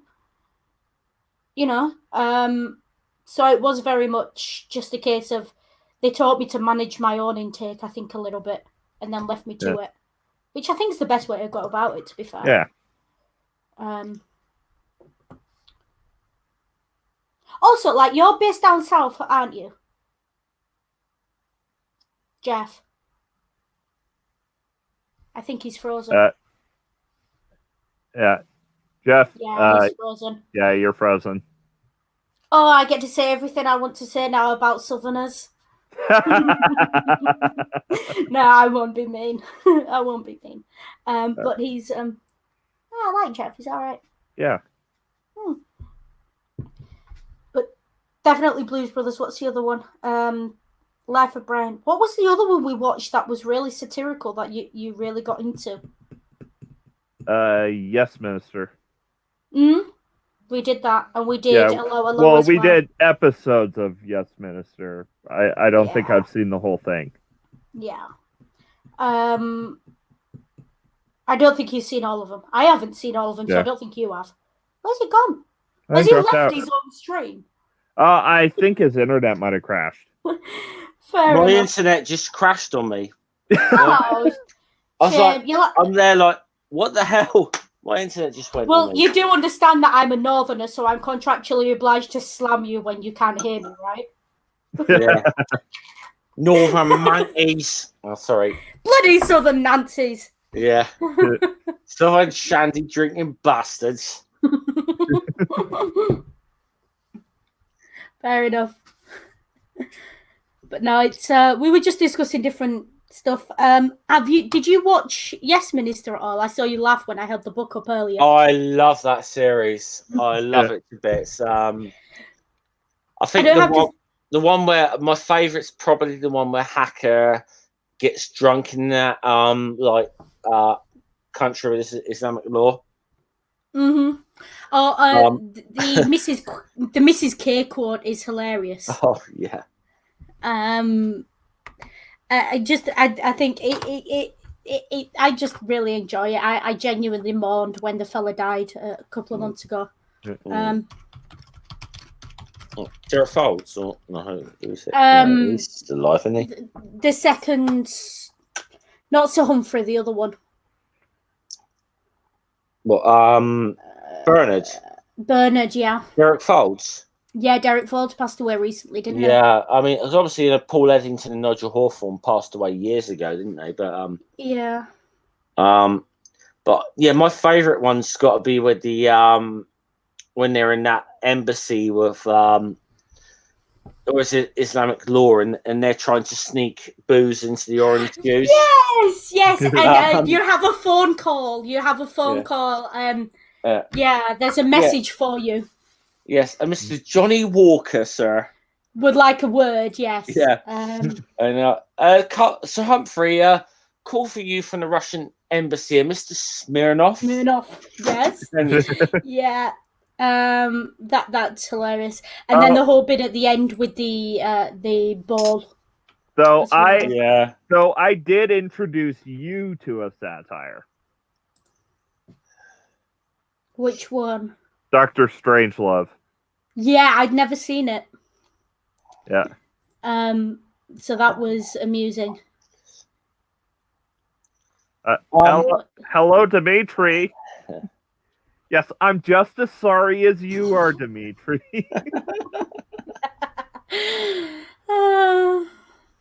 Well, I think as far as like sitcoms go, my favorite ever is Father Ted. I think my favorite ever is probably Only Fools and Horses.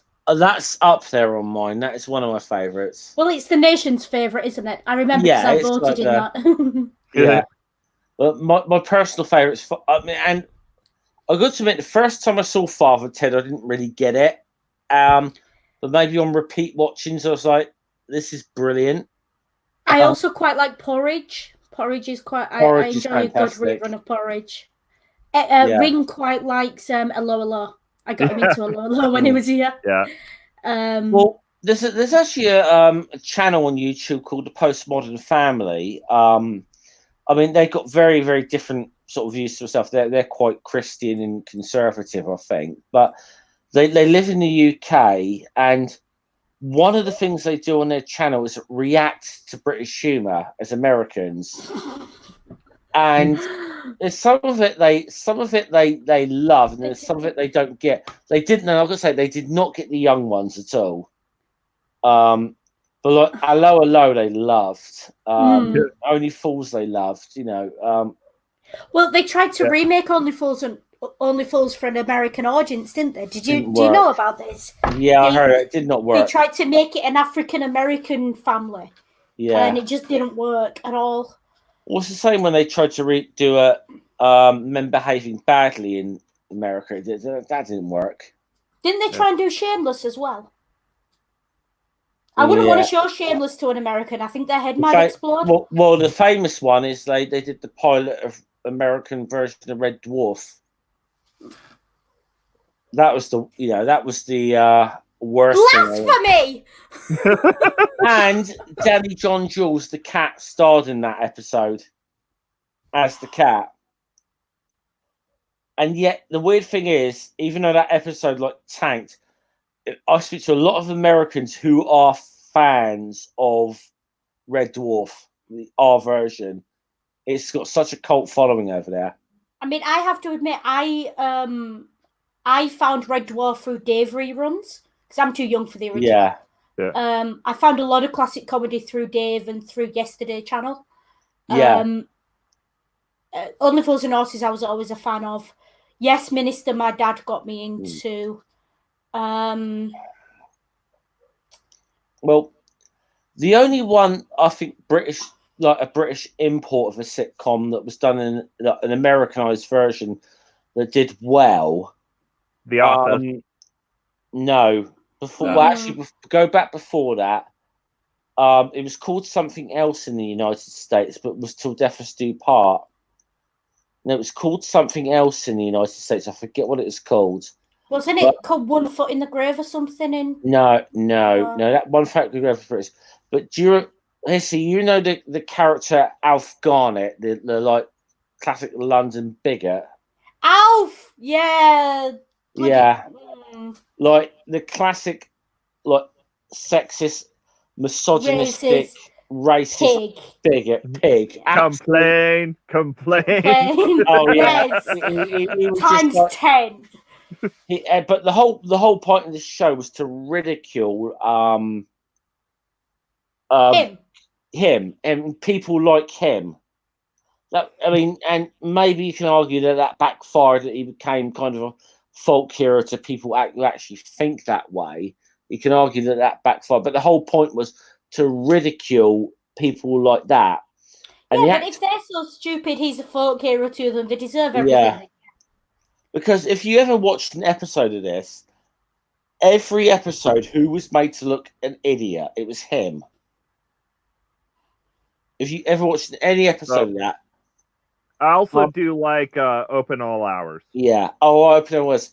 But I was going to say... That's there's a great one from Open All Hours. Hang on, I'll let you speak, Jeff. Sorry, yeah. I was just going to say, though, that the character Alf Garnett, now I forget the name of the American version of the series, but I know the name of the American version of the character, and that was Archie Bunker. If we Google that, we could probably find the name. I don't know if that means anything to One Ring. I don't know, but All in the Family, it was called. That was it, yeah. But he was like he was like the American, but from what I saw was a toned down version of Alf Garnett. Well, Alf Garnett was a world class prick. Yeah, but the actor who played him, Warren Mitchell, was like a lifelong Labour Party member, and he used to get the Tory Party phoning him, asking him to do rallies as Alf, and he'd say, "No, fuck off! I'm a card-carrying member of the Labour Party." It's like, he said, like the character I do is just to ridicule idiots like you. That's what and he would tell them that time and again. Speaking of Open All Hours, though, Ring, best joke on Open All Hours I saw on a repeat a few months back. He stood in the shop and he says, it's Arkwright, and he's saying, the economy got so bad round here for a while, people in Bradford were going to Pakistan to look for work. And I just thought, I love it. I love it. Brilliant. I love it. And that sums up Bradford. It really does. Yeah. I mean, don't get me wrong. I love the fact that Bradford's really multicultural. Ring will tell you, when I went to America a few years back to see him. Yeah. And we were staying in a motel right opposite a Chick-fil-A. Guys, I'm going to step out for a couple of minutes, all right? If you want to chat amongst yourselves. Okay. Yeah. So we'll tell this story between us because I think it's quite telling. Yeah.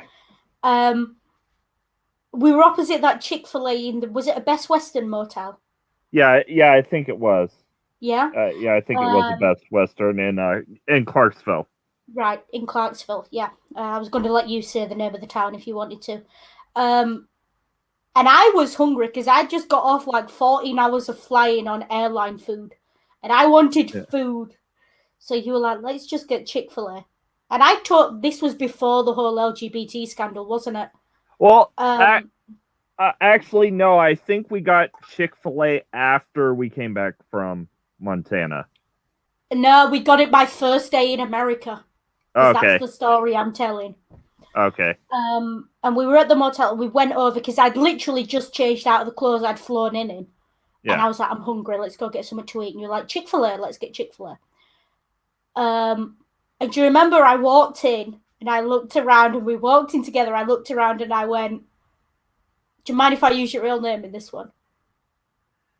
I kind of prefer not to. Okay. I looked around and I went, Ray? And you looked at me, you went, what? I went, where are all you black people? I remember you just looking at me, and then I turned around and this black woman with about 8 kids following her walked through the door. And I could not have planned that better if I tried. And it was just one of those. Do you remember that? Yeah. Oh, and then there was also your reaction to Walmart.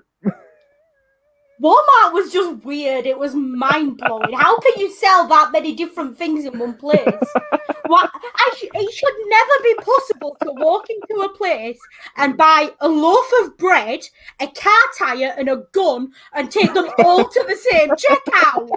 What is going on in your country? Walmart. Walmart is going on.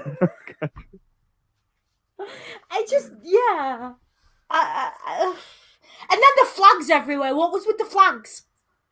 Yeah. Like, your country's going to be fine when it runs out of toilet paper because you've got a flag in every fucking garden.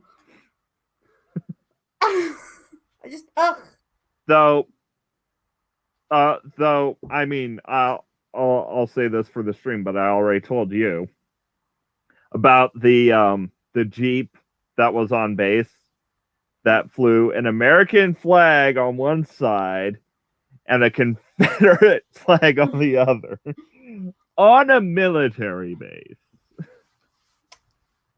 Yeah.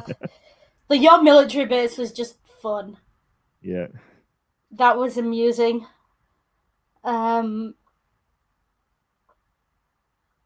But yeah.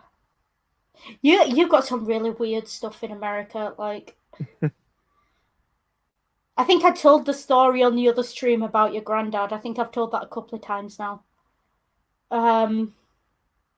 Is it your granddad? The old fellow we had dinner with? Yeah. When you started choking? Yeah. I kind of imagine you were okay with that because you proposed to me the following day. Yeah, add mustard seed. I don't know, some teriyaki place. Yeah, mustard seed. It's like a semi-local, like Asian-ish restaurant. Yeah. So that was hilarious. Yeah. I think your reaction is what makes that story more than anything else. I'm just sat there and you just start choking next to me. Yeah.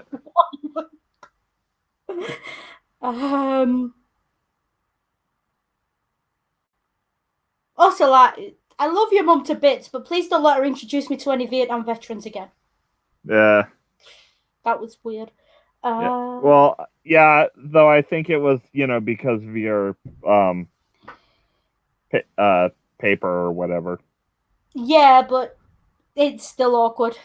Yeah. I was just like, nah, I'm not going to ask you about your war experience. That's awkward. I'm a total stranger to you. Yeah. If you don't know why this is inappropriate. Ask your parents. Yeah, anyone who's still in the comment stream or anything like that, check out Top Gear, the Vietnam special, but you want the original version, not the Netflix version that's on at the minute. Yeah. To get that joke. But yeah, that's fun. Yeah. So, yeah, there's 3 people watching now. Cool. And I presume one of them is me because I've got it open so I can, see the chat. I've just got the chat open in live comments on stream. Yeah. Yeah, okay. Yeah, I've got it in the pop-out chat.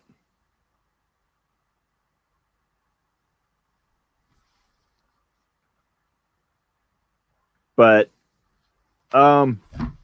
so I think we yeah.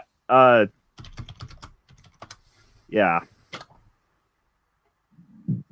excuse me.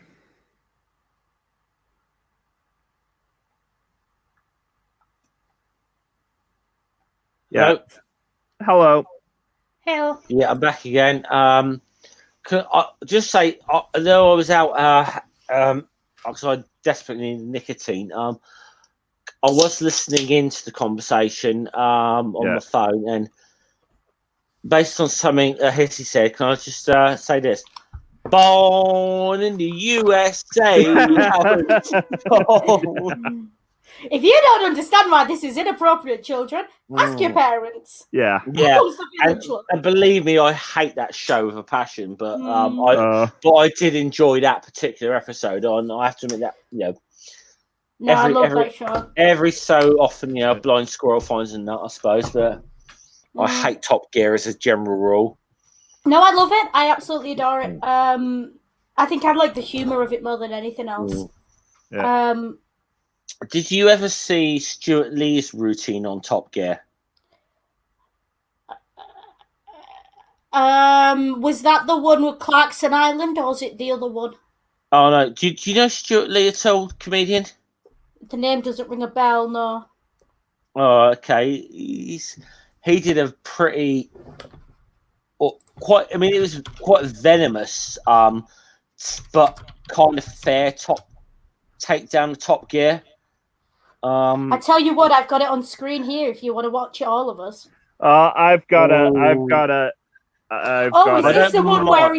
Is this the one where he said he wished Hammond had his head cut off or something? Yeah. Yes. Yeah. Oh yeah. I've got to go get food so I can eat before my premiere. Yeah, I mean, to be honest, we are closing up on the 4-hour mark here. Yeah, so and I legitimately think there's only like 1 or 2 people watching. Yeah, literally, and I think I'm one of them because I've got it going on my phone. Well, so and I know I'm one of them because I've got the chat open, the actual YouTube chat open. I might be one of them as well. So this is probably just us amongst ourselves. There's only like 2 other people in it, but us. Then I think. Yeah. But I mean, I'm not that. I wasn't really that bothered about the views. The whole reason I did this entire stream was hey, it was St. Patrick's Day. The pubs are kind of a no-go. Yeah. Bring the pub to YouTube and just have a drink and a conversation and wherever it goes, you know. Yeah. And okay, really we've got hops. We've got hops. But like I said, I need to get food before my premiere. How many hours until you're premiering? Kill yourself. Okay, so my premiere is in less than an hour. It's like 54 minutes ish. Okay, so it's at 7:30 UK time. Yeah, 7:30 UK time. Half 1 Mountain time. So 3:30 Eastern US time. What's the topic this week? It's this month's episode of Dungeons and Divinity. Okay. Cool. Yeah, I do a thing where once a month I replace my usual Tuesday video with something I call Dungeons and Divinity, where I take a look at God's word through the lens of the devil's game. I.e., I explain the Bible with D&D. My husband and his weird sense of humor. It works. Yeah, I've never played. I've never played D&D in my life ever. Yeah, you should fix that. Yeah, yeah. I know that's just something. I know it's just like something I've got to try and experience once in my lifetime. Plays D&D. Yeah, but probably not in the Easterlich fight because that's a 20th level game. I need to find some like big kind of beginners, really. I think. Yeah. To have a go with, you know. What does the Easterlich fight on? I'm either gonna run it on Saturday or Sunday. Cool. Obviously Easter weekend. Any spare slots on that? Any spare spaces? Do you think you can make a 20th level character without any help? With great difficulty and a lot of Googling, yes. If you give me enough time. Or with minimal help. Yeah. Okay. Because I've got X-Cult Baby. Cool. Already in a slot. Hopswatch is probably coming back as well. Cool. Rain is going to be playing in it. And I think possibly Paraskeptic as well. And I probably do have a slot. Well, I mean, if you get a big name instead, by all means, shove me aside because you need the exposure. But I'd like to play that. Yeah. And the party will be Roman legionaries or mercenaries from neighboring countries, but you will be attached to a Roman legion trying to keep the peace in Judea around the events of Ave. Yeah. And I may or may not slip Life of Brian jokes in there. If you don't, I will be both offended and disappointed. Yeah. So it's a money for an old ex-leper? For an old ex-leper? Yeah. Ex-leper? Jesus killed me, bloody do-gooder. Yeah. He's not the Messiah. He's a very naughty boy. Anyways, I've got like 45 minutes to make lunch and eat. Actually, yeah, okay, but to say it one ring, definitely. When's your Blues Brothers stream again? Probably Sunday around 2 p.m. my time, sort of. Yeah, unless I change the time up to accommodate Jay, because Jay was talking about wanting to be in on it. But we're but if that's the case, it'll be like, a couple hours earlier than that. I'll have to dig out my old Blues Brothers hat and glasses. So about midday. So about midday my time. Yeah, about midday Sunday your time. That'd be fine. Please keep me posted on, because that is one of my favorite movies ever. Yeah. Just turn on his notifications on Twitter. Please keep me notified about that, because I'd love to join you for that one. Just check out his Twitter. He's always tweeting about what he's doing next, so that's your best place. And on Friday, it'll be around midnight your time, like around 5-ish my time. I'm gonna be streaming with Not Joe Witness, talking about cultural isolation. Oh, fantastic! Yeah, timely as well, given what's going on in the world. Well, not really, because what I mean by cultural isolation is how extreme fundamentalist religions like Pentecostals and Jehovah's Witnesses will restrict what what media their kids are allowed to experience, which creates cultural isolation. Excuse me, how many times have I ranted about how your mother and your father are responsible for destroying your media intake, and you didn't tell me you were doing this? Sorry, this is what we're like. This is our banter level. Well, I mean, I've been wanting to do this for a while. It's just only recently that I managed to pin Natja down for a time. Whoever gets on his stream for that one, please call him out and his mother on the Mary Poppins thing.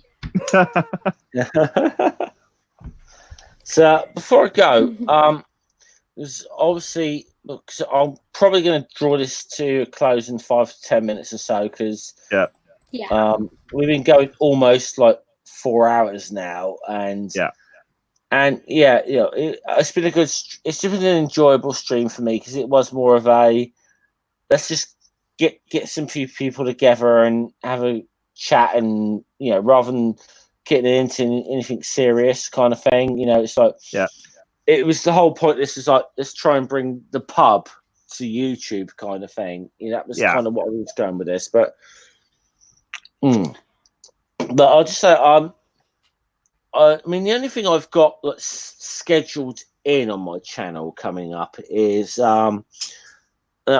I can't say the exact time yet, but it's penciled in on March 28th that I'm going to have the Uncalled For in from the Shills. Do you know them? No. Okay, so that's all I know was Jen was on with them recently. Yeah. Well, that's what was formerly the Shills, now known as the I Network, but that's all the girls from the Shills. That's Ilya Moon, Cy Strikling, Amy Hogan, Global Mom. They're going to be coming in at some point for a chat. It's the only thing I have confirmed on my channel coming up. I mean, there's other people I've reached out to, but I don't have. I don't want to say they're coming on if they're not going to. I just think it's a dishonest thing to do. But I mean. I will say to you, for your benefit, Hissy, one person I've reached out to, but she's not kind of decided whether she's going to do this or not. There's a Wiccan High Priestess I've reached out to come on to have a chat. But I don't want to say who that is or anything, just to. Because I don't want to, say someone's coming on my channel if they're not going to, As well with Wiccans, a lot of them use sort of online names and things as well. I wouldn't want you to. Yeah. So I do understand. Yeah. Obviously, Wicca's not my area exactly, but I've flirted with it, so I'll be interested in that. Yes. Yeah. I mean, I was just say she's kind of well known in that community. That's all I'm going to say. On air anyway. So, Hessie, when are you going to form your own when are you going to start your own channel? I'm hoping to have it at least up and running by the end of the month. I do already have a name for the channel. But Jay from Nevermore Tavern came up with it.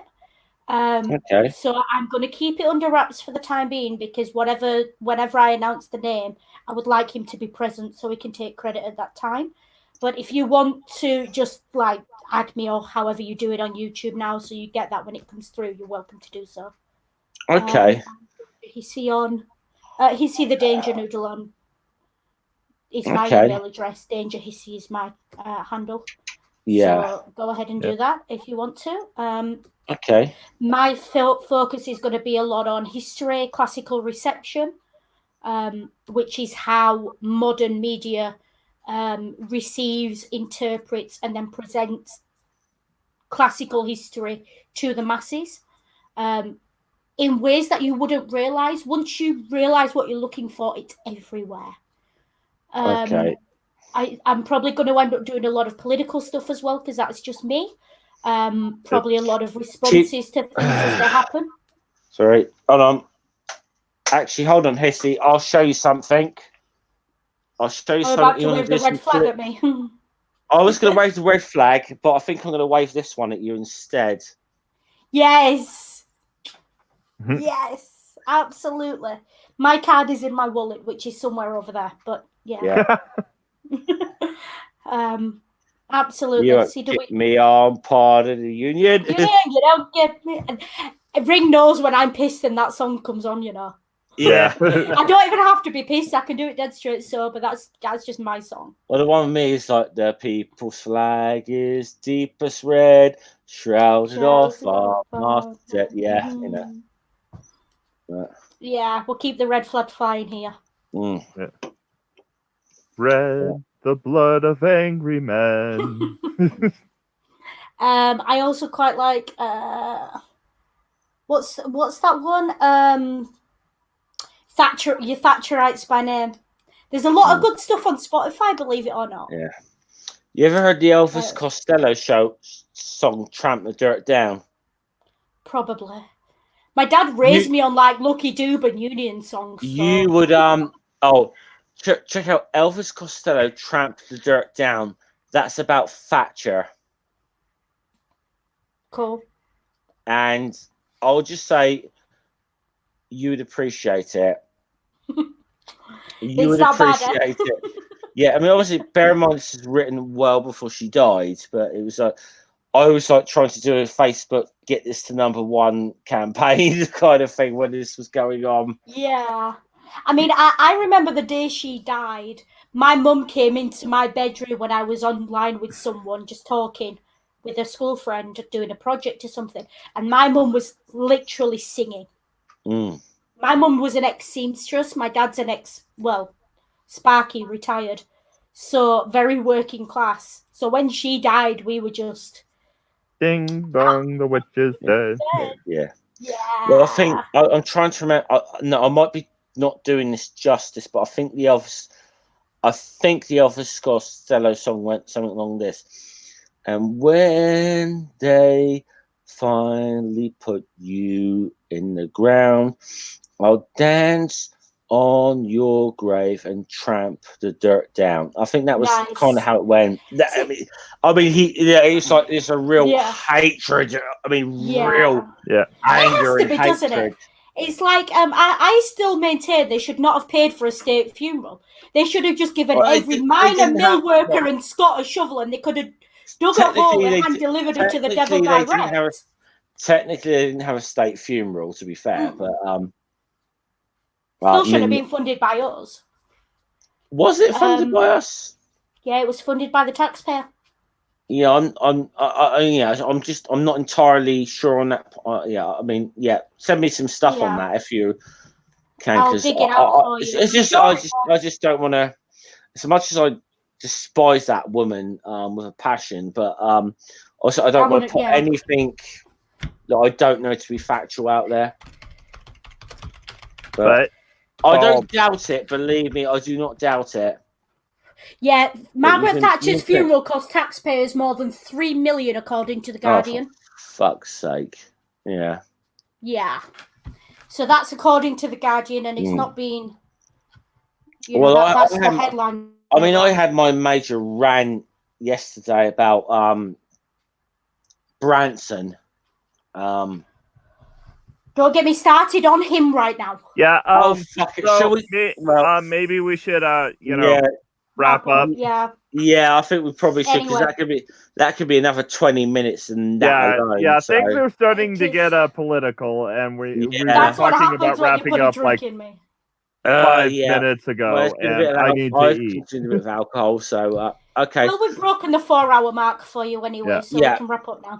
Okay, well, I think that's probably thing to do. So, thanks to everyone who came in, and thanks to everyone in the chat, obviously. But thanks to everyone coming on. You guys, Ring Hissy, Hopswatch, Jen, Mama Atheist, Shane.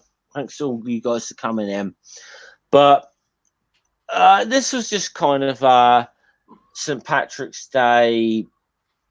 Because we can't go to the pubs at the moment, I'm going to bring the pub to YouTube and have a few drinks, have a chat. That was the whole point of this. So this is Jeff, God the Scummer. I'm going to sign off. See you guys later. Cheers. Okay. Have a good one. All right. Salute.